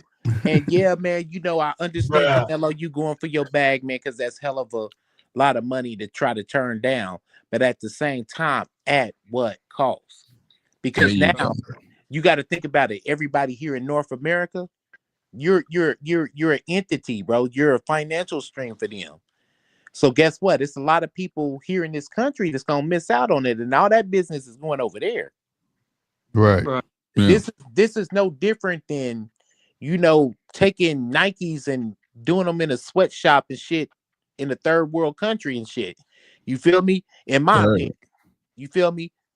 But are we getting the fights we want to see? Yeah, cool. Yeah, I watch them shits. I ain't got no problem with these fights, but at what cost? That's all. That's all I'm saying. Exactly. For Canelo, at what cost? What is it for a man to gain the world and lose his soul? And that's what he did, bro. You know what I mean? It is what it is, bro. At the end of the day, he made a business decision that he felt was best for him. And yeah, like I'm in the chat, no one, he feels like no one's to blame. Business is business. Shout out Beats by Surge. That's one great way to look at it. Or one great way to look at it is Canelo is a businessman himself. He truly doesn't owe anybody anything. And he can always say, man, look at what I've done for you motherfuckers for the last decade. Can I get one for myself? This is the thing, though. This is the thing, though. Out of all sports in the world, this is the most personable fucking sport you can get. Right? Yeah. At one point, he was that motherfucker. At one point, he wanted them fight. At one point, he was getting looked over. And I think that's the thing. That's why we want the Benavidez fight. Right. Shit, you didn't have to have that opportunity with motherfucking Mayweather. You didn't have to have that shit. You didn't have to have to come up with you. You understand what I'm saying? Yeah. You didn't have to have these opportunities. So it's like, for a sport like this, and it's not like basketball where they show the shit and they going to schools and they giving back and all that shit. In the sport of boxing, you give back to the motherfuckers who are coming up. You give those opportunities. You get what I'm saying? And I think that's where the line gets crossed. Like, are you gonna do that? We watched you take out 2 green motherfuckers and you trying to parade as if like you gave back to the boxing community. You did not. We know Berlanga was not ready for that fight. Right, and I knew he was gonna not win that fight. Jaime, I gave the benefit of doubt because I know Jaime got a heart of a fucking lion, and he gonna bring the heat. Right, He went to that fucking man after he got knocked down and every fucking thing. But the point was, he was just as fucking green. That's not giving back. Like, you have... Not to cut you off, and in doing that, guess what? He fucked up a whole generation up under him. Right, he exactly. Killed them while they was yeah, you know what I'm saying? Like, you gotta be able to pass the torch, bro. 68, I say about like a cool 5 years from now, everybody's gonna have that blemish on their record, because guess what? You smothered everybody out as an infant. Now, hold on. Not only that, let's just say Jaime lost to him, right? Berlanga lost to him. If he loses a Bud, that look bad on their shit now. Yeah, look bad to everybody else. Yep. You see what I'm saying? Like, you didn't do that right, bro. You just didn't do that right. You should have fought Benavidez, the guy that was him to hold the torch. And if you got him up out of that, it would solidified your ass. That was the youngster that would have solidified you. Yeah. Like, could nobody beat me? You know what? You know what I'm saying? You know a heavy. Remember, was it yesterday? Was it on your live? Last night? Like, I'm not gonna last night when I was like, bro, I'm not gonna green light it. I'm not gonna red light it. I'm gonna just give it a yellow light. I'm gonna drive slow and proceed with caution. Yeah. Mm-hmm. Well, and this is the shit I'm talking about. The fact that, okay, get your money, okay, but the fact that you signed this 4-fight deal and Benavidez is nowhere popping up. Yeah, man. Bro, that means this, coach. That means this, coach. Straight duck. Daffy fucking duck. Yep. If you don't have him in that 4 fight, yep, that is damn true. Good one, coach. Good one. For sure. Yeah, bro, because at the end of the day, bro, I mean, no disrespect to Brian, all them dudes this up in Omaha, bro. No disrespect to them, because I fucks with them, bro. But at the same time, homie, guess what? I don't want to see the Bud fight. I want to see the Benavidez fight. That's right. That's right. I don't want to see the Bud. And that's just being 100%. I can take or leave the Bud fight. Yeah, you know what I mean? That's 100%. And that's why I say Turkey probably feels like he got one over on Jake Paul, and whoever else. But Canelo's the real winner here. Canelo is the real fucking winner, because he's getting a huge bag, probably getting overpaid again. Slick. That's what we was talking about. We wish, for this one, we would love to see the numbers for the contract, because he definitely overpaid. But all you really getting when you really look at that contract is the fight that Turkey wanted all along, and that was the Bud Crawford fight. You're not getting anything else, man. The rest of that shit is trash, man. Trash. Hey, y'all remember Rigondeaux versus Lomachenko? And everybody was like, "Oh man, he need to fight Rigondeaux, man. Oh, Lomachenko ducking him, all that shit." Loma tried to I tell said, niggas. that's the biggest cherry pick in the world if they fight. And guess what? Loma tried to tell niggas. Yeah, exactly. And that's what I feel like this Bud Crawford, Canelo shit is, bro. I want you to fight Benavidez. You beat Benavidez, I shut the fuck up. Right. A lot of people would. Yeah. Like, I don't understand.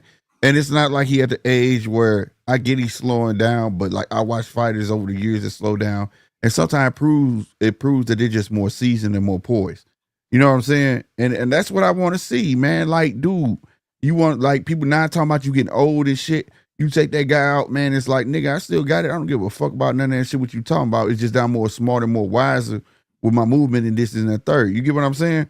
And like, I don't shit on him for the Bivol loss. He should have lost that fucking fight. You went to 175 fighting the man. You get what I'm saying? That was supposed to happen. But now you got a guy that was at 168 and you don't want to fight him. Like, everything you doing is make you look bad, bro. You went and fought a 175 pounder, and then you went and fight Benavidez, and you was going to fight Jake Paul. You fought Jaime McGill. It's like you talking about my legacy. It tell end of your legacy, it's starting to look like shit. Yeah. You know what it's like? You know what it's like, and I'm glad you mentioned that. You know what it's like?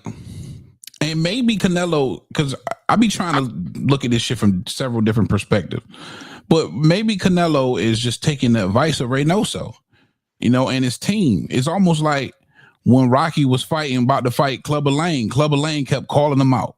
You know what I mean? Clubber kept calling him out. And what Mickey say? Y'all remember what Mick said? No, I don't remember. Oh, y'all ain't no Rocky niggas. No, I watched Rocky, but I remember. Mick tried to tell that nigga, hey man, don't fight that nigga. That nigga is hungry. He's a beast, and you gonna lose. Mick told inside 22 rounds, Rock. I was waiting for the voice.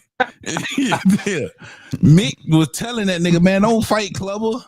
Clubber gonna kill your ass. You feel me? So I'm thinking like, damn, maybe Canelo is being smart here, and he has to just deal with the backlash because he knows. But that's my thing, though. His team knows. That's my thing. Like I evaluate all of that. What you're saying, like, but what Rocky? Everybody knows Rocky fought that nigga anyway. Yeah, got his ass bust. But the thing is, like for Canelo, the only kryptonite for Canelo, it has been a boxer. That's the only mother opposes the problem to him. Anybody can fight with the back foot and can move. He don't like that shit. Whereas the Benavidez, he gonna come to you. He gonna give you what you want. A stationary target that's willing to fight you. Yeah. I mean, it's the perfect style matchup. It's like there's no, like with that matchup, there's no excuse. And that's why I say he's so full of contradictions. Colin Smith, go back and look at Colin Smith. What did Colin Smith do? He was tall.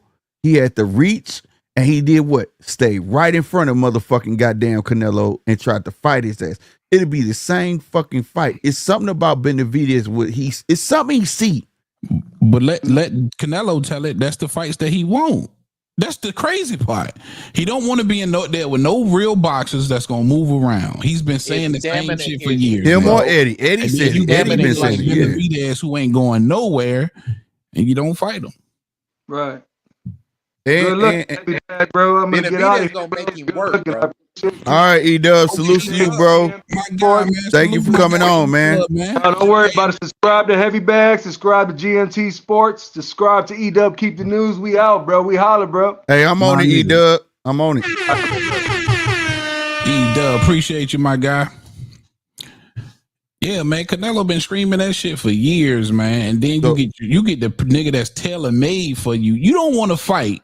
That's the crazy. You don't want to fight the nigga that's tailor-made for you. Yeah. Yeah. And this ain't no, like, I'm not hating. I'm a big like person. Like I'm stumbling on my words. I hate to see a person with great skills and just waste them. It's almost like you abusing yourself. You know what I'm saying? You keep fighting these fucking motherfuckers you know you're going to beat. When you get in a tough fight, you're going to have a fucking problem. Because ain't shit getting sharpened no more. Yeah. You get what I'm saying? You become stagnant, you know? And so it's not like I'm saying like, oh, Canelo get his ass whooped, nothing like that. It's just the fact that we all are watching the same fucking movie and people are looking at this movie in so many different angles when it's only one way to look at this shit, bro. Yeah. Yeah. Like, I want to see Canelo. I have no problem. I don't give about nationalities. If you got the skills to pay the fucking bills, I'm with it. You know what I'm saying? But at the end of the motherfucking day, if you not going to use them fucking skills to progress your career or solidify your legacy in lack of better words, then what are you here for? What the fuck you here for, bro? I just think sometimes you cross that threshold where you so big that don't nobody want to see you in fights that we just don't feel is 50-50, man. And they don't even, I'll take a 40. I'll take a 40-60. You know what I'm saying? Yeah. At least I got a upset is worthy. These fights he got, it's like, it's not even a chance of an upset.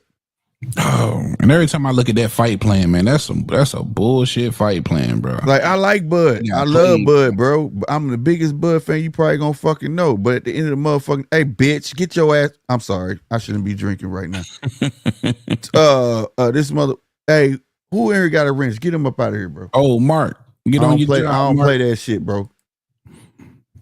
Yeah, he on your side. Sue Surf or who the fuck you is. Why you always got so many trolls on your channel, bro? Because they know I'm with the shits. Fuck him and his mama. Your daddy should pull it out, ho. Damn, what he post? I don't know if it's always coming with this racist ass shit. I don't play that shit. I told you I don't play racist shit. And I don't play motherfucking that pedo shit. You could have just cursed me out and I'd have been with the shits, bro. But that you come over here with the crazy shit. Talking about slave, fucking black hypocrites and all, man. You kiss. Thank you, Mark. Salute to you, Mark. If you don't knock it the fuck off, you ugly motherfucker. That nigga calling niggas slaves, guy. Who hurt your heart, bro? Bitch ass nigga. Bitch ass somewhere. Salute to round one. Round one a troll, but shit, at least Mark, he know. Hey, Mark, I love round one. Out of here, Mark. Round one a troll. I got trolls, man. I dig them. You know what I'm saying? But when you get that racist shit, I don't fuck around, bro. Because if you was there, I slap the piss out your ass. I don't like that shit. You said round one a troll too. Yeah, right. Yeah, dog. He came on. Hey, salute to round one because I never gave him his respect. Round one was because I got the bull stuff behind me and shit, you know. Yeah, he a Kobe fan, so he used to come on and troll me like it wasn't shit. And he even got up and told everybody, like, yeah, man, but he knew who I was. Like, I go back and forth with your ass. I don't give a fuck about that shit. But when you get, did you ever see the video with this dude named Universe came over here, bro? Oh my God, boy, I lit his ass up. I lit his, this was not too long ago. I lit his ass up. He got on this motherfucker. But like, you know what I'm saying? It's just like I don't play the, you know, the grape shit, the fucking pedo shit, and that shit. Man, you can go on with that shit, bro. I'm not even gonna entertain that dumb ass shit. You know what I'm saying? Word. You know, but I like the trolls though, because like I said, they become my entertainment, bro. Clowns are clowns for a reason, man. The only trolls I got honorary trolls. Like round one, he's an honorary troll, bro, because he's a real one. He know he trolls, but he got respect. You know what I'm saying? Like he got this motherfucker like, shit, you be with the shits, bro. You know what I'm saying? Shout out Mark Wynn, my nigga. Mark said, round one said, holiday nigga, get him out of here. Right. Get him out of here. Facts. Hey, my boy round one said, man, I want BLTB shit. He kicked me out the fucking chat. You didn't, man. You with the shits. Goddamn right. I'm with the shits, bro. I'm not like that. I like that shit. But I don't like the racist shit. And I don't play that. Gosh, if that's the just on standby, boy. Like I'm on camera, bro. You could join on me. You see everything. You get what I'm saying? Why you gotta go that route? My guy Mark Wynn is a fucking goon. Pistol Pete over there, boy. That's right, bro. Like I said, got them snipers, bro. Capo, get them up out of here. Mark a capo. Mm-hmm. For sure. Yeah, I don't play that shit though. But damn, it's 1:30. All right, man. I gotta get the hell out. That's what it do, fam. My wife ain't open up this door yet. Hey, that's what it do, bro. And you got your baby girl home too, man. Enjoy your time with your baby girl, bro. Get on out of here, man. Salute to everybody, man. Much love. Yeah, this was a great show. Slick, we got to do it again, man. I miss these days, man. I miss these days. Co-host, man. I dig it. For sure, man. I'm gonna get on out of here though, man. Salute everybody, much love, man. Salute my guy GMT9, the whole joint, the goon, the capo, Mark Wynn. I appreciate you. E-Dub, even Jigglypuff for coming up here, man, stating his case. We gonna call him JP. We gonna call him JP. Yeah, JP. All right, man. I'm getting up out of here, bro. That's what it do, fam. Salute to you, man. Yeah, man. I'm gonna keep going. I ain't stopping. I go on and on. Look at that. Goddamn right. Shit. But no, for real, man. That's my thing, bro. I think everybody wants the Benavidez fight. Nobody wants. I ain't gonna say nobody don't want it. It's just the next best thing, the Terrence Crawford fight. You know what I'm saying? And I hope the fight live up to his hype. You know what I'm saying? And I think people, you know, like diehard Bud fans, because Bud after the Spence win, he didn't pick up a few fanboys, and it's kind of awkward to me because we went from extreme Bud hate to now we got Bud fanboys. Yeah, and I keep on saying, bro, that victory over Earl Spence, don't take that shit. Yeah, you can't hold. That's different. You can't hold on to that. Yeah, can't hold on to that. Me and you called that fight before the fight happened. Yeah. He was tailor-made for Bud style, flat-footed, double jab this, double jab that. Like, once he learned to get over that jab is a problem. You know what I'm saying? So we knew, and like I said, he was coming out southpaw. Didn't nobody want to believe it, but we knew it. You know what I'm saying? Mm-hmm. And that was just it. But this is a different monster. But see, it's just a different monster. Though. You know what I'm saying? I was the one guy on here that said that, hey, man, I don't think Earl Spence is that special, bro. Yeah. You know what I mean? So in my heart, and considering the fact of how he lost and what Bud did to him, it seems like I'm right in my opinion. You was right, but we didn't think he was gonna get dead like that. Cause nigga, you was on my couch, nigga. When he pushed that, nigga, we both was like, whoa, It's over. When we saw that shit, we was like, this shit done. Now watch this though. Wait, what happens when Crawford pushes Canelo and he don't budge? Yeah, I don't think he's gonna try to push. I don't think he's gonna get close enough to push that nigga. If he get that close, bro, he sleep. Yeah, bro. I don't think he's gonna get that close. If he does, shitting me, bro. My God. Like, why would you want to test them type of water? Fighter, bro. He's not a defensive fighter. He's got decent defense. It ain't great. It ain't good. It's decent. Right. You know what I mean? But he's that's because he's willing. Offensive fighter. Yeah, he's a hell of an offensive fighter, and his problem is he's willing to trade, and that's not a good thing. You gotta know when to fold them, as they say. You know what I'm saying? Mm-hmm. Yeah, that ain't it. That ain't it. Salutes, Mark. What's going on, bro? Brother Mark, what's up, man? How are you, boys? Same old man. Shit. Yes, sir. Yes, sir. I've been listening the whole time and in the chat, but now that the decks are cleared, I thought I'll come in because, it gets a little bit talking over the top of each other sort of thing when there's too many in there. So I got you. But yeah, no, man. I was just talking to RC on Messenger. Oh, okay. I don't know. I got the feeling he was a bit offended by what I said the other day. I only wrote it in the chat, but I wasn't dissing him at all. I was just curious to what he had to say because he'd only told us like an hour before about the Jake Paul thing. Yeah, we knew a hell of time though. Like, I knew, and then way ahead of time. It was only like an hour later that it came out on your live as you were doing your live that it had all changed. So I explained to him that I just genuinely wanted to know what he had to say about it because, it was within a short time of him saying what he said on the live and then it all changed up. So yeah, no, that's good. RC is one of the greatest trolls that ever lived. Yeah, he'll troll shit. Yeah. But he's not a sook either, so he was all good about it. Yeah. He cool. Like we do before we did that show or whatever, like we knew way ahead of time. It just happened to come out that time after we was on. You know what I'm saying? So it was already had took precedent, you know what I mean? But like it just happened to sound like that. We got on talking about it an hour later, it came out like, but yeah, we knew way ahead of time. Casino was devastated. He's not, we just wasted 2.5 hours. Speaking of Casino, where he at tonight? Man, Casino was hot. He said, "Man, we've been up here 2 hours talking about this bullshit and this shit to change." He was mad at the motherfucker. But the homie, hey, guess what though? The homie said a contract was signed. A contract was signed. It was signed.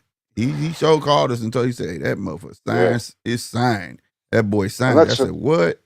Then you got Canelo putting out his little video saying, "Fuck this YouTuber, I'm not going to fight a YouTuber." Yet he clearly signed a fucking contract. He signed it. Yeah, he did. Yep. And if Turkey couldn't beat it, he was going to fight Jake Paul, bro. And that's why I want people to understand why, like, it might have been used for leverage, right?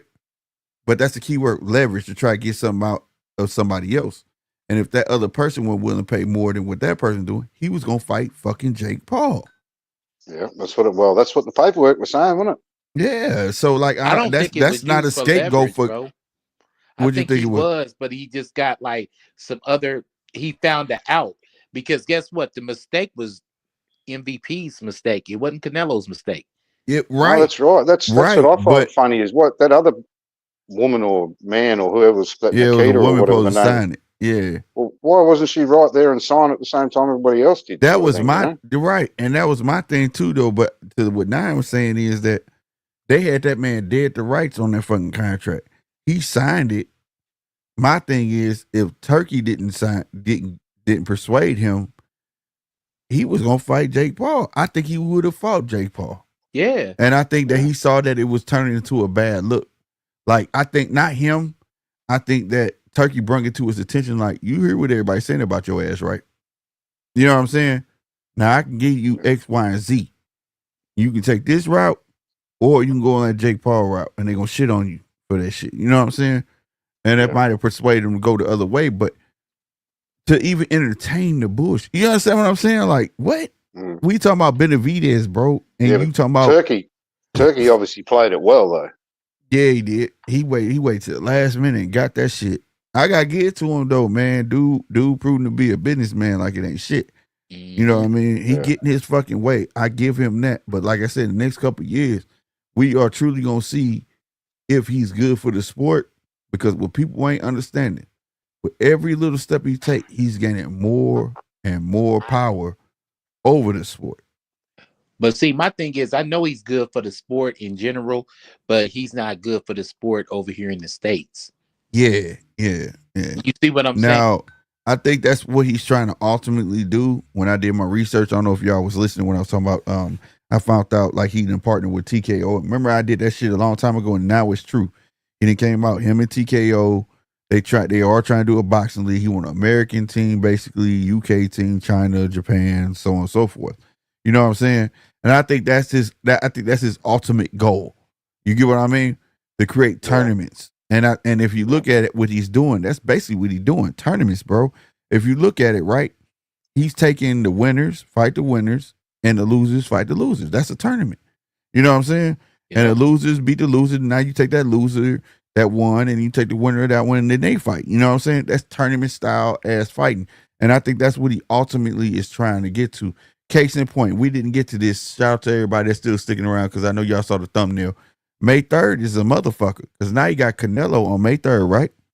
But guess who else on that motherfucker? Devin Haney, Ryan Garcia, Mark McCauley. I thought Devin Haney was fighting in BOK Prime. No. He's fighting Riyadh. I heard something about that. He was supposed to fight BOK Prime. But remember they took that trip to Riyadh? Yeah. And he talked to him. So it's not all, now that's a stacked card. Now you got him, Ryan. He getting motherfuckers to crash out of their damn contracts too. Yeah. So he got all these motherfuckers on one card. He gonna have Canelo main event, Devin, who I don't know who's gonna be the co-main, but he got Devin, Ryan, and Mark McCauley on all one card. We already got a blockbuster card February 22nd. Now this shit finna come May 3rd with all them motherfuckers on there. Then he said Ryan Garcia win, Devin win. They fight in October. And guess who fighting on that card? Teofimo. Yep. Teofimo getting a fucking winner. This dude, that's tournament style. Tell me that's not tournament style. Tournament. Fucking. You got a fucking. That's a tournament. You got a bracket, nigga. There you go. And that's what he's aiming to do, bro. And then when I did my research, he partnered with TKO, and Dana White gonna help him out in doing it. He's trying to get tournament style ass boxing. That's where he wants to be.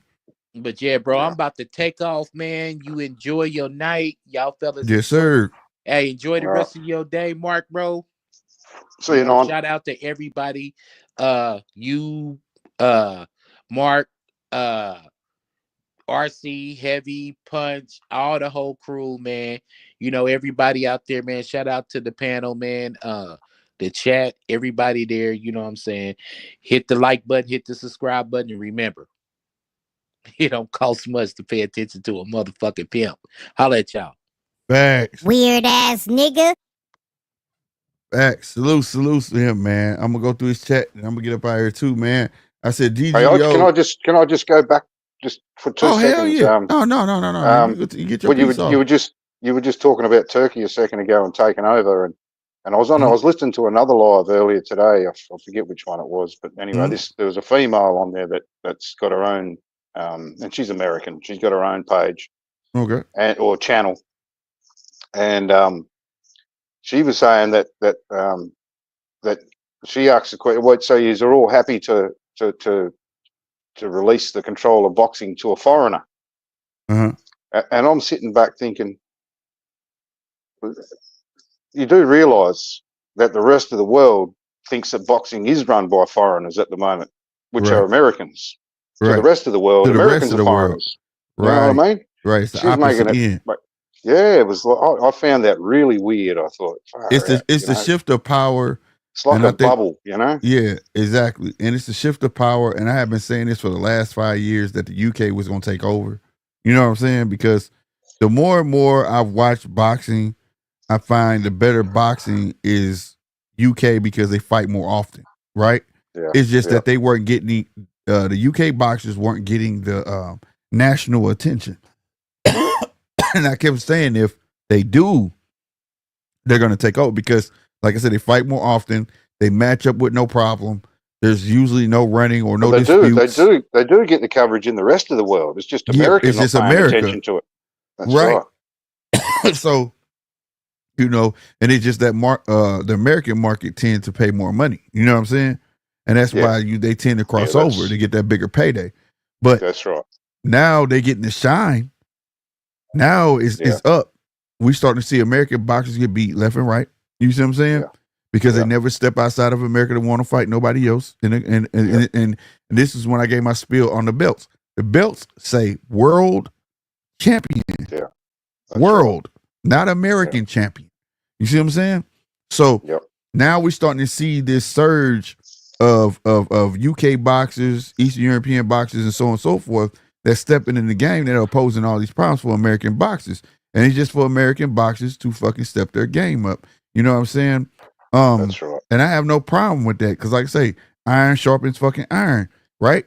How are we gonna get the next best boxers if it ain't no real competition, right? So I'm glad there's competition here. Now, for her comment to give it away to a foreigner, I agree with you, Mark. But what she don't understand is this ain't your ordinary fucking foreigner. This is one man that is making a lot of shit happen. It's safe to call him the Jesus Christ of fucking boxing at this point. All right. Yeah. He's making shit happen with a fucking like Jesus turned water to fucking wine with no fucking problem. When in America we have three of the major fucking promotions, and these motherfuckers were acting like little bitches with toys that don't want to fucking share. You get what I'm saying?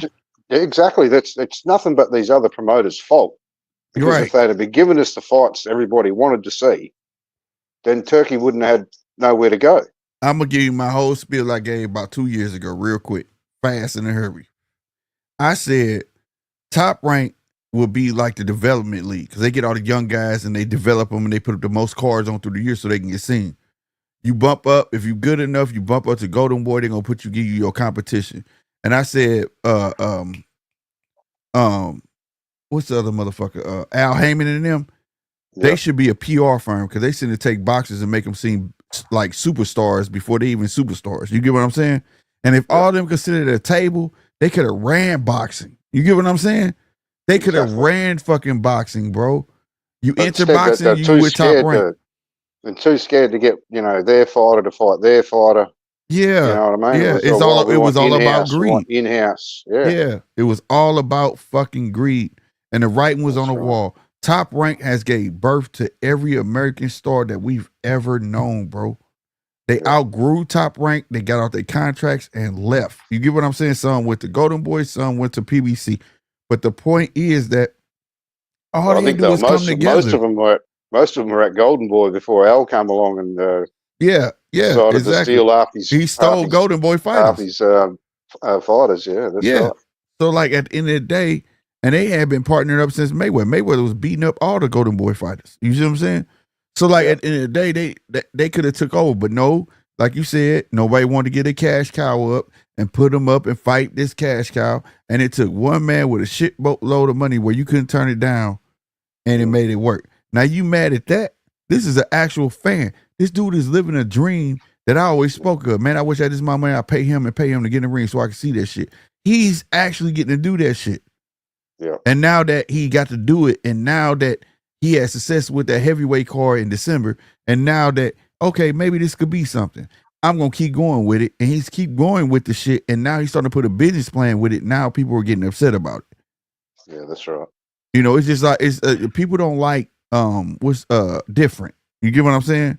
Now it's going to be a different walk. You know what I mean? And this is and what people understand is, this is what the sports need. I get that it's foreign, meaning that a lot of fights are going to be in Rio. I get that shit. You know what I'm saying?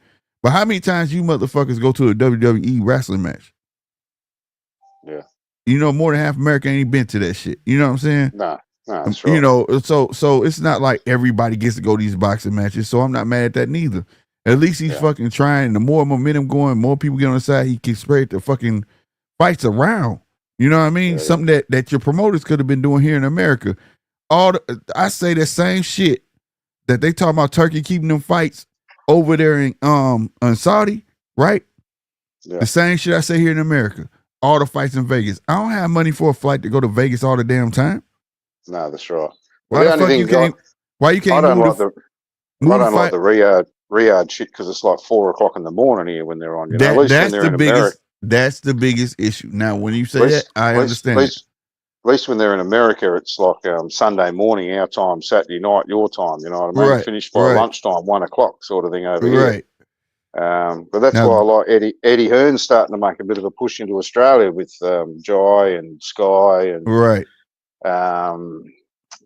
The other young heavyweight he's got, Terramana, whatever his name is. I like him. Yeah, I like him. And there's a few others he's got as well. You know what I mean? And if he can, then we might get some fights on a Saturday night here. You know what I mean? Right, right. So I like what I'm seeing, and we also have to understand this is the birth of a new era. So it ain't gonna be perfect in the beginning. You get what I'm saying? No, so cool. Let's just, like I said, next couple of years we're gonna see how it go. But for the most part, man, bro, without this guy, we would not be seeing none of these fights, and that's a guarantee. That's a fact. That's exactly right. But with Turkey coming in, maybe these other promoters, American promoters, will get their shit together. Yeah, and start fucking putting on, and that's mixing their fighters together, and then they can take back over. Yeah, you know what I'm saying? Get it together. That's exactly right, bro. And I really, really wish people would try to understand that. Now, for his business in Vegas and all that, I get that, because it's like you taking money out my pocket, you taking tourism, you taking, okay, that's a whole nother side of the spectrum. But as a fan, bro, these fights that we are seeing, we would never see Beterbiev. I can guarantee Bivol and Beterbiev had never fought.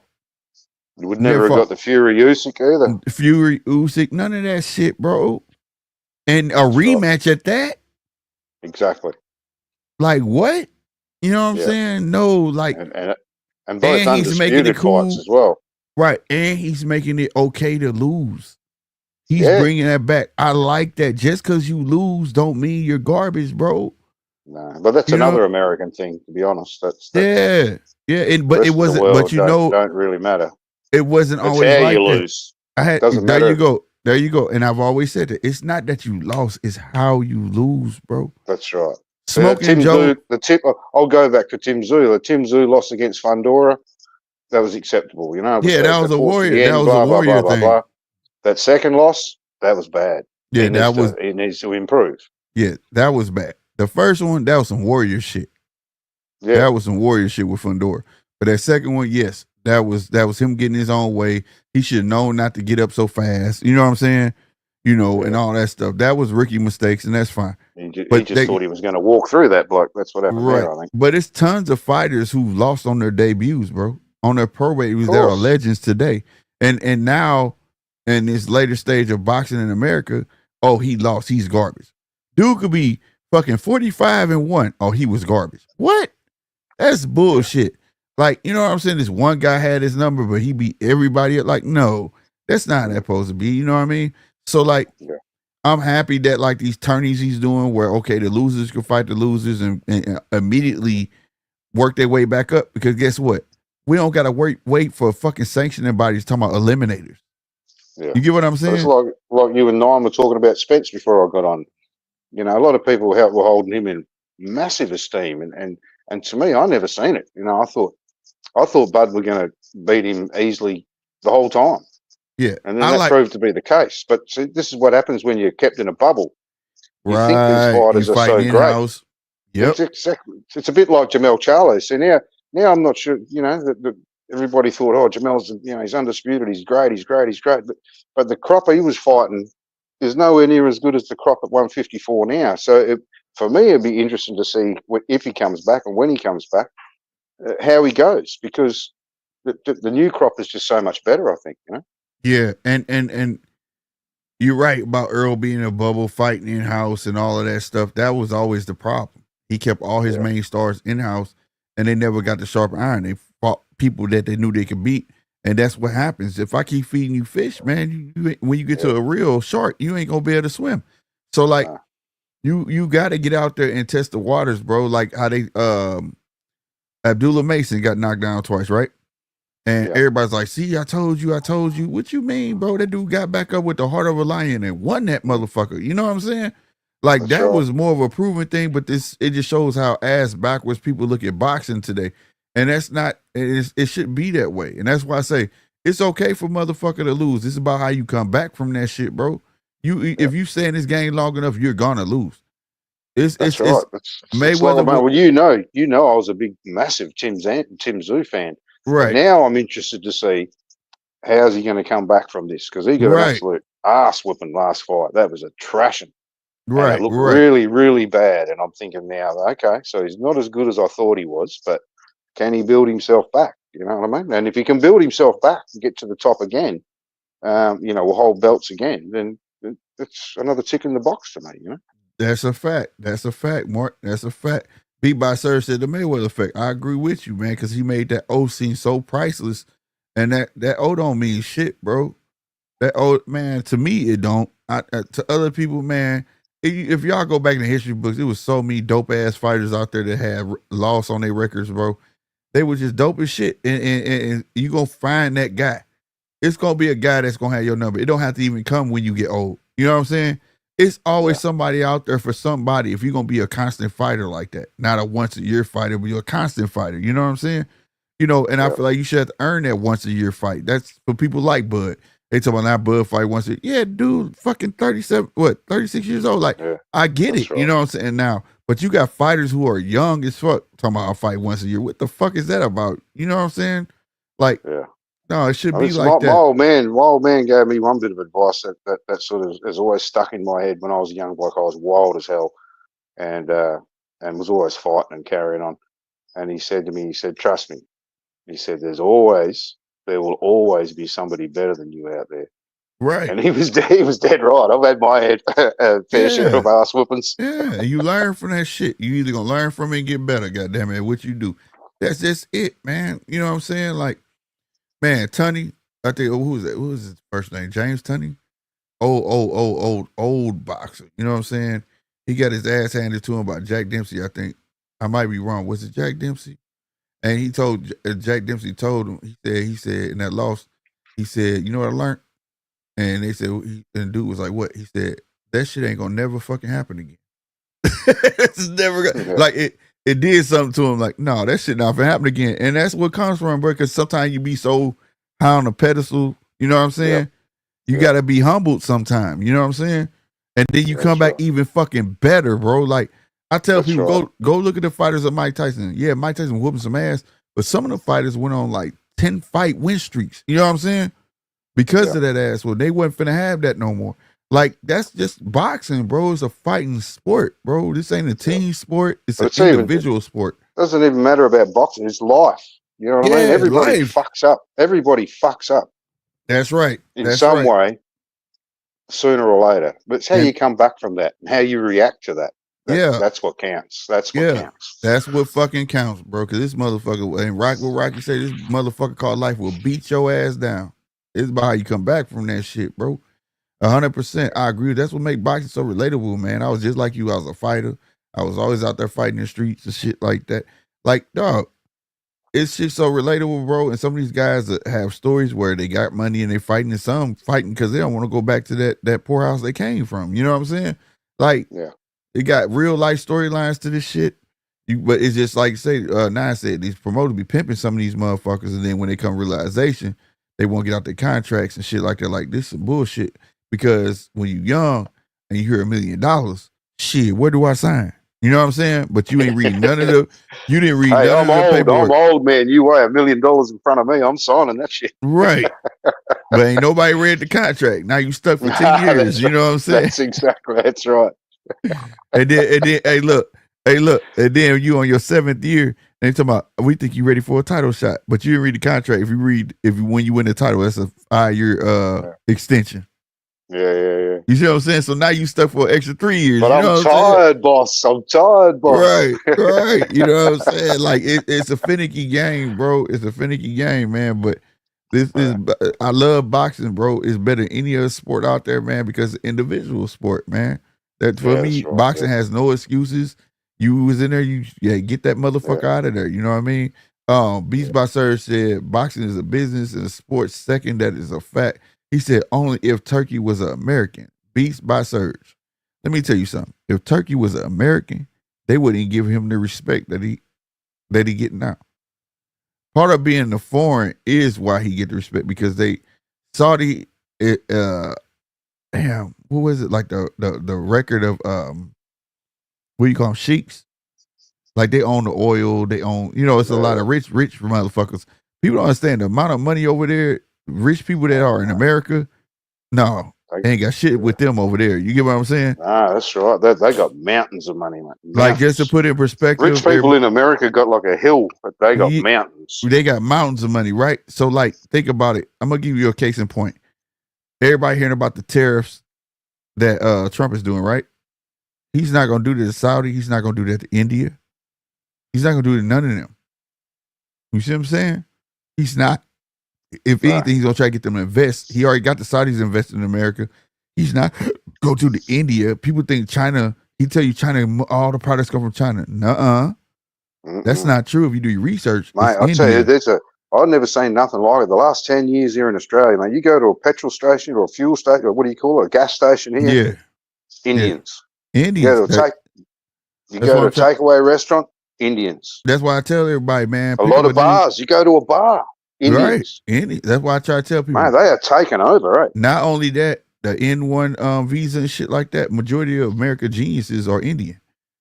You see what I'm saying? And Chinese. So I'm saying, I say this because it's a lot of misleading information out there where like he say stuff like, I slapped the tariff on China and I slapped the tariff on Canada. Yeah, them the small boys. He not gonna do that to the motherfuckers that would actually make a difference.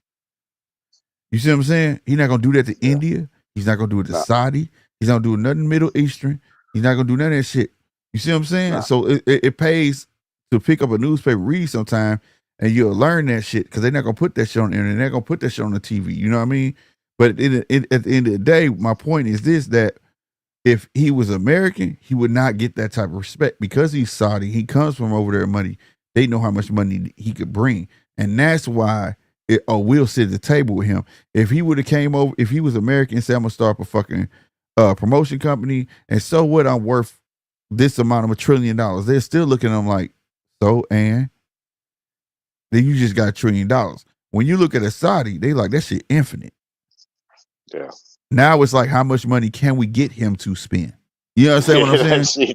How much can we drag out of him? That's right. Exactly right. It's a difference, bro. It's a real difference when it comes to them. And that's why Turki Alalshikh don't have no problem saying that. Like today, I was so happy, and it's gonna go over a lot of people's heads.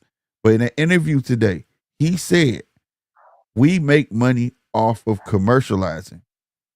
He doesn't care. That's why he can make a pay-per-view $29 because what he wants to do is whatever he themes the fight, that's the commercializing. That's why now the Ring Magazine fights he's going to present, the next 3 Ring magazines is going to be SNK based off of a video game. That tells you how much that video game company is paying him. You understand what I'm saying? Yeah, no, I heard you say that earlier, yeah. So now we know how he makes his money. He don't give a fuck. He don't give a little fuck how much I pay a fighter, because what they giving us, man, it don't make a difference. Yeah. So, I mean, when you're dealing with an entity like that, that's crazy. The only part is that I worry is that one man can't hold all the fucking power. Yeah. That's when shit get corrupt. You get what I'm saying? Then it leads to a dictatorship. That's right. There you go. That's when shit get fucking corrupt, bro. You know, this is where PVC and Bob Arum and the other mob, they all need to pull their socks up and do better. That's right. Because if they were doing better to start with, he wouldn't have even got a foothold into the joint. You know. Yeah, yeah. Like you got to, but learn from it though, right? Learn from it and put y'all shit to the side, and y'all put some roles together and become y'all own entity, bro. Y'all didn't need. They didn't need to be separate.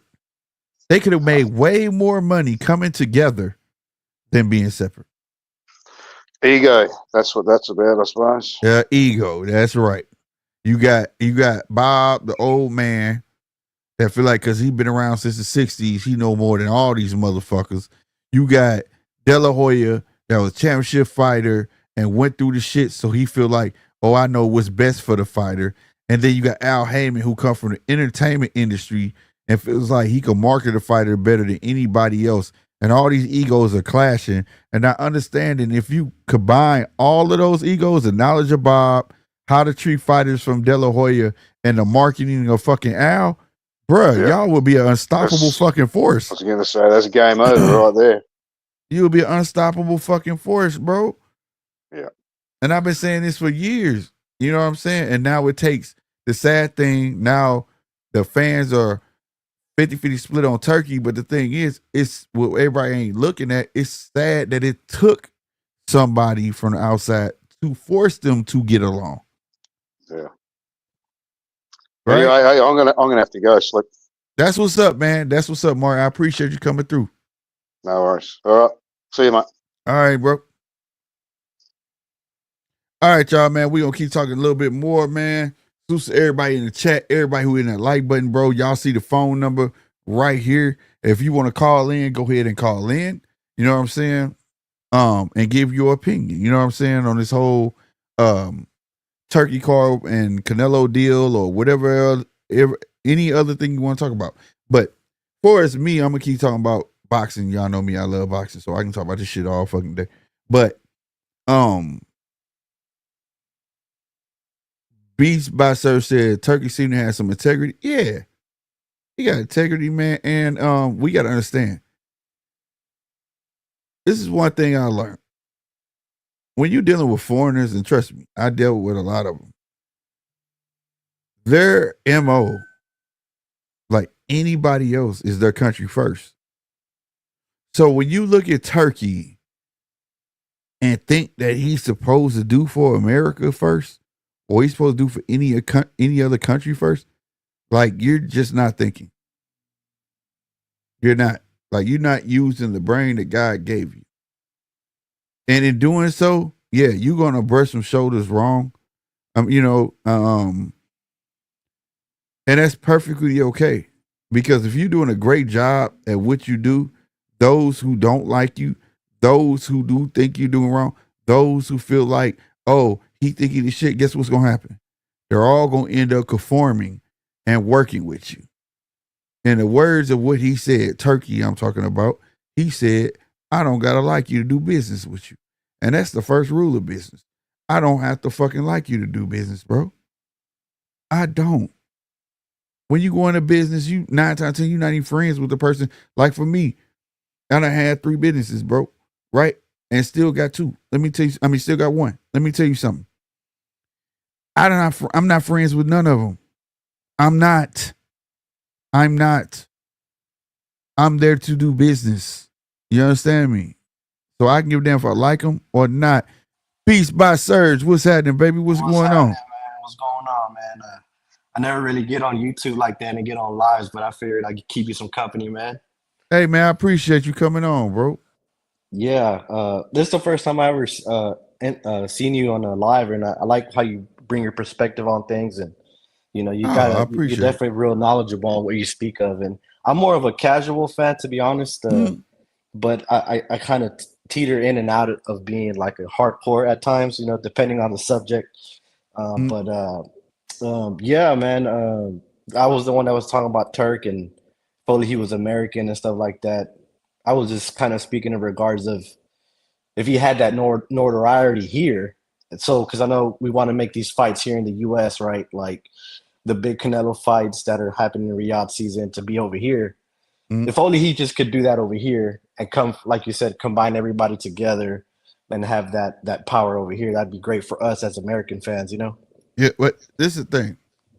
America itself is a country that's strictly about capitalism, right? That's for sure. And only the capitalist cares who's creating the monopoly. You understand what I'm saying? Oh, shit, he dropped off. But I'll keep talking. Come on back up, bro. I don't know what happened. But only the capitalist cares about the monopoly, right? So if Turkey were here, he wouldn't be able to do none of this. He wouldn't be able to do what he's doing because they will say he's creating a monopoly. He's taking over. He's monopolizing the sport, and it's going to hinder from other promoters making money. Right? They will have the opportunity to sue him and stop him for creating this monopoly. Whereas he's not a promoter now. He's over there in Saudi. He can't be promoting from Saudi. So therefore, he's an investor. But the thing is, he's labeling himself an investor with say so. And this is why he brung the promotion companies together. I will pay for this fight. I will pay the fighter, I will pay the promoter, but you got to make it happen. And he's facilitating what he wants through the promoters. Hence, we all saw Boychuk and Virgil Ortiz. That was technically Turkey's card. Okay? That was technically Turkey's card. But it was facilitated through Golden Boy Promotions. You get what I'm saying now? He paid for the entire event, but it's facilitated through a promoter. He can't be here and do what he wanted to do. Again, another example. August 3rd, Terrence Crawford, Madrimov, headline. Eminem was there. But what people didn't really pay attention to, there was all other fighters on that card from every other promotion. That kept everybody happy. He facilitated the fights through those promoters, but he fit the bill. If he was in America trying to do that, it wouldn't go that way. One, he wouldn't have no say so. And if he tried to talk to fighters without the promoter's permission, it would be a fucking problem. It's all sorts of ins and outs. The boxing is fucking crazy, bro. Like, it is what it is at the end of the day. And it's sad to say that it took a person from afar to do that. Because you got what he's doing with this type of money, you're right. He's making it where you can't say no. But there are billionaires here. If they want to invest in boxing, they can kind of do the same thing. The difference is they're going to want a return. 100%. They're going to want some type of return. Two, they're not going to care about them say so. The promoter going to say, we going to put this shit together and we'll address what fights we going to make this year. We'll let you know. This is why you never heard of the private investors or the angel funders and things like that for PBC or things like that. We know who Bob Investor is, which is Disney. You know, he gets a check every month and he has to present those fights to them, but so on and so forth. But like, you know, you don't hear about the investors here in America. Turkey is very vocal because he has that dollar. He has the power of the dollar. That's the only strength he needs. He doesn't have to lift a weight. He doesn't have to do anything like that. He just say, can you do this for me? I want to pay this amount of money. You tell me how much the arena going to do. Let's put a plan together and see what we can do. And I'll fit the entire bill. Everybody wins. They're not going to argue with it. You know what I'm saying? So at the end of the day, this is why a foreigner had to come into the sport and do what he did. People need to stop hating on that, bro. Because if you want to hate anybody, hate the promoters when they could have came together and gave us all the great fights on their own. And they chose not to do it. They chose not to do it. That's just it. That's the bottom line. You know what I'm saying? I mean, hey, I don't know what way we put it, but it is what it is.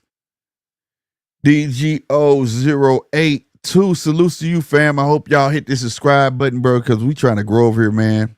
I ain't gonna lie, we not on here for nothing, man. I believe my show should be at the top tier. You feel me? Like I said, we got the phone lines, or you can be part of the show because this is the people show. It's the judges. That's why we call it the judges table. This is everybody's table. You come to the table, speak your opinion, whether it's by the link or this phone number right here. DGO said boxing collapsed in America due to the amount of pay-per-views that are low quality, fighters thinking like they are Mayweather. That is a fact, but more so, not the thinking of the fighters, it's the thinking of the promoter that wants that pay-per-view. Could you imagine if the pay-per-views we had consisted of fighters of Golden Boy and Top Rank? We would have stacked fucking cards. Stacked. Especially with Bob in the mix. He got Scotland, Japan, England. He got fighters all over that we all know, from the likes of Josh Taylor, Tyson Fury to NUA. Like, cards would be stacked. And I feel like people are overlooking that fact. We cannot overlook that boxing has been in a slump due to the detriment of ourselves in this sport. It's not because of the Turk is coming through and giving us what we want. This is the ass backwards shit I'm talking about. What people are getting mad at the Turk because we get fights that we want, but at the same time, we're not gonna look at the people who has had the reins for many and many and many years. Make that make sense. I don't think it makes sense at all.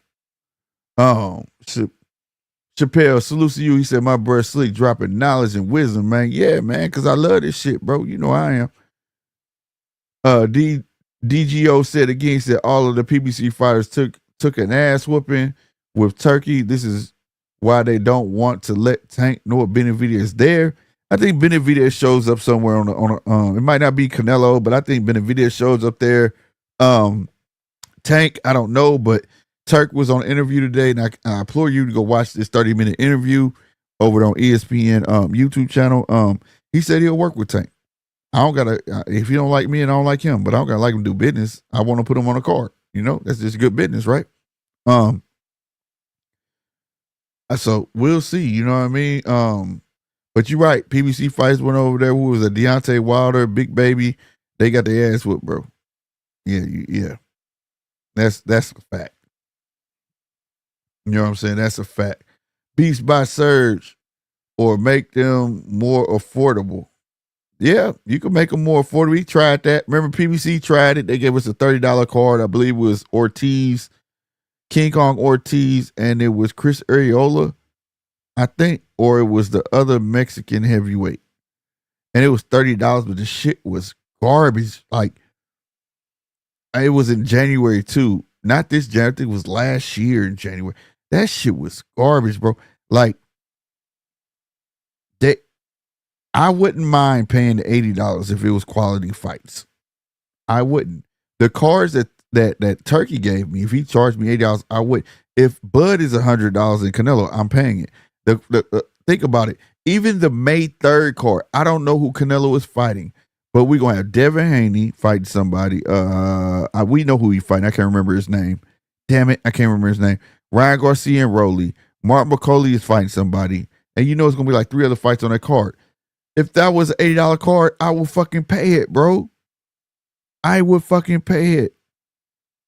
And if Devin get past his opposition and Ryan get past his opposition, that's a headliner in October. Then he's putting Teofimo on there fighting somebody. Like, this shit crazy. Like, he's giving us quality fucking cards. And people mad at it. I'm not understanding. I can give a fuck how the man look, how he talk, his accent. I can give a fuck. All I give a fuck about is the fights. And I'm happy this shit is in my lifetime. Last time quality fights like this was happening is when Ali was fucking fighting, bro. Ken Norton and all of them motherfuckers and shit. Sugar Ray, and I wasn't alive in the 70s and shit like that. I got to watch the reruns. This shit is happening during my fucking lifetime. I got to watch Usyk, a fighter that I had been following and didn't nobody know who Usyk was in cruiserweight because didn't nobody care about fucking cruiserweight. Got the Ali trophy, became undisputed, went to fucking heavyweight and took on a boogeyman, right?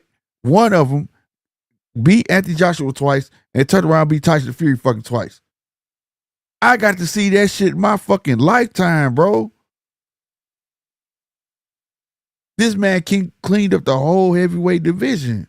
I'm not glazing Turkey. I'm just, dude, his resume in the last couple of years is impeccable. Impeccable. In the last 5-6 years, you have not got what you got in the last 2 years. Can we agree on that? Can we agree on that? Put one in the chat if you agree with that. Real talk. Put one in the chat if you agree. I swear to God, bro. So, like, I don't care. The politics and shit. I don't care about the politics. I don't care about none of that stuff, bro. I agree that was a blow beast by Surge. It was. It was. You ain't lying about that. It was. That's why I hope they had a rematch. You feel me? The boys get past Parker. The boys got to get past Parker, and we'll get that fucking rematch, bro. They already agreed to it. Remember? That was a low blow, bro. He said that was a low blow, bro. Oh no. I said that shit backwards. See, don't drink and do a stream, y'all. Don't drink and do a stream. That wasn't a low blow. I'm saying it wrong. I agree. That's why I'm saying I agree with you, Beast by Surge. But you get what I'm saying. That wasn't a low blow, and I agree with you. That's why we need the rematch. Mark Wynn said Tank know he will have to fight a credible threat with Turkey. That's why he won't go. Hey, more likely Inoue. I'm hoping it's Inoue. Because there's really no credible people at 135 right now for him to fight, to be honest with you. So it would have to be an Inoue or something like that. Catch him on the tail end on his way out. Unless they get somebody drop weight. Shakur. A Shakur Inoue. I'm with that. You know what I'm saying? And the way it's looking, if anybody can do it, he can. You feel me? That's how I'm looking at. That's how I'm looking at it. You know what I mean? What else y'all talking about? Turkey ain't dissing them, but they are dissing Turkey. They want none of the Saudi smoke. Yeah, bro. And the thing is, there's not really no Saudi smoke. He's bringing American smoke to Saudi. And they still don't want it. And they putting them on neutral ground. And I like that too. But now he's starting to branch off over here in America.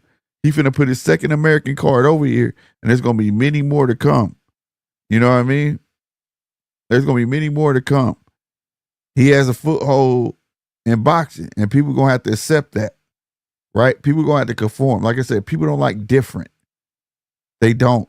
I hear it all the time. That's why I tell people, don't tell people your dreams. I got a lot of different ideas and stuff, and I tell people, like, man, you crazy, man. I don't think that shit gonna work. People quick to shoot down your ideas. And then when you become successful at it, then they be like, man, he slick the shit, bro. Blah, blah, blah, blah, blah, blah. You get what I'm saying? That's just life, bro. I don't know why people are natural haters like that.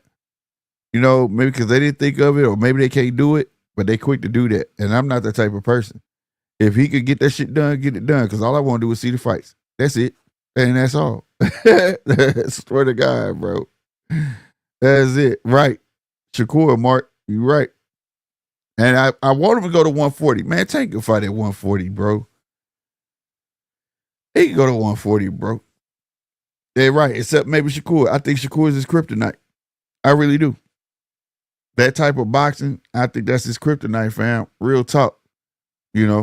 And before I get out, I want to touch back on, but it was a lot of great comments.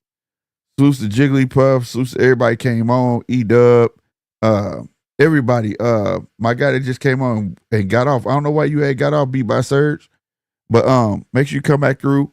My thing is, and also if your phone tripping, like I say, the phone line there too. But I think Bud has a greater chance than people are leading on. All right. That's what I believe. The feet movement, hand speed, along counter punching. For his age, he doesn't look like he's winding down. All of those play a major part. And if you ever fight Canelo, that's kryptonite for Canelo. If you keep Canelo occupied, he has a high guard. Somebody said he is a master of defense. He is, but that's because he keeps such a high guard. But you keep him occupied and you got feet, he tends to just stand there in front of you like how Bivol did. Bivol wasn't hitting him with nothing hard, bro. He was just jabbing and kept him occupied, right? To the point where he didn't know when he couldn't figure him out because it was a constant jab, constant jab, constant jab. And every time Canelo took that step with his lead foot, he jabbed, constantly making him reset, right? That's why I say if anybody can beat Canelo, it would be Bud. It would be Bud because he has the battery to go 12 rounds. I don't see him knocking Canelo out. I don't. The only problem I have with Bud, I always see him getting into a firefight at some point in the fight. And if he get the discipline of knowing that I can't fight this dude straight up, because that's what I feel. I'm not saying he can't do it, but I feel like I don't think that's the type of fight you want to fight him like. Bro, he could pull it out. And if he do that, I'm gonna be happy because then I got to witness major boxing history. You know, that's how much of a fan of sport. I was like that with Devin when they was like, he go to Australia, he go lose. And I kept saying that's a hell of a story to tell motherfuckers that you took a shit deal and had to go there twice to become undisputed. And I can't take that away from Devin. He did the unthinkable when everybody thought he took a shit deal and he was gonna lose those fights. And that's a piece of history you can't take from Devin. I like seeing that shit. I like seeing history being made. I love it. You know what I'm saying? So I'll leave y'all with that. Tomorrow, I believe Chisora and Otto Wilding is fighting. I think it starts like 12:30 p.m. Central Standard Time. I may be on for that fight. So if I'm on for that fight, make sure you come through, show up and show out. The link will be it's a fight party, so the link will be in the description. Everybody come on. Y'all know I do fights on Saturdays. All my new people that's watching me, you know what I'm saying? Salute everybody over there on X. You know what I'm saying? Y'all always show up, show out. My people on YouTube show up and show out. Y'all always do. So make sure y'all hit that like button if you haven't done it. You know what I'm saying? I really, really appreciate it. And if you like what you was hearing, please hit that subscribe button. Like I said, we trying to grow over here. I'm closing the phone lines as we speak. Let me go and drop that down. Now that this fight is finalized, I know it's 3 other unannounced Canelo fights. I'm gonna be honest with you, I don't give a fuck what they is, unless it's Benavidez. But other than that, I can't wait till the Bud fight. I'm waiting to hear what y'all say about that, but I can't wait. I'm a Bud fan, in case you didn't know. If you don't see my background, signed glove and all, man. Salute to Bud. But yeah, y'all make sure y'all, like I said, y'all make sure y'all lock in with the judges table. I am your boy Slick 50, bro. Real talk. Y'all be easy. Deuces.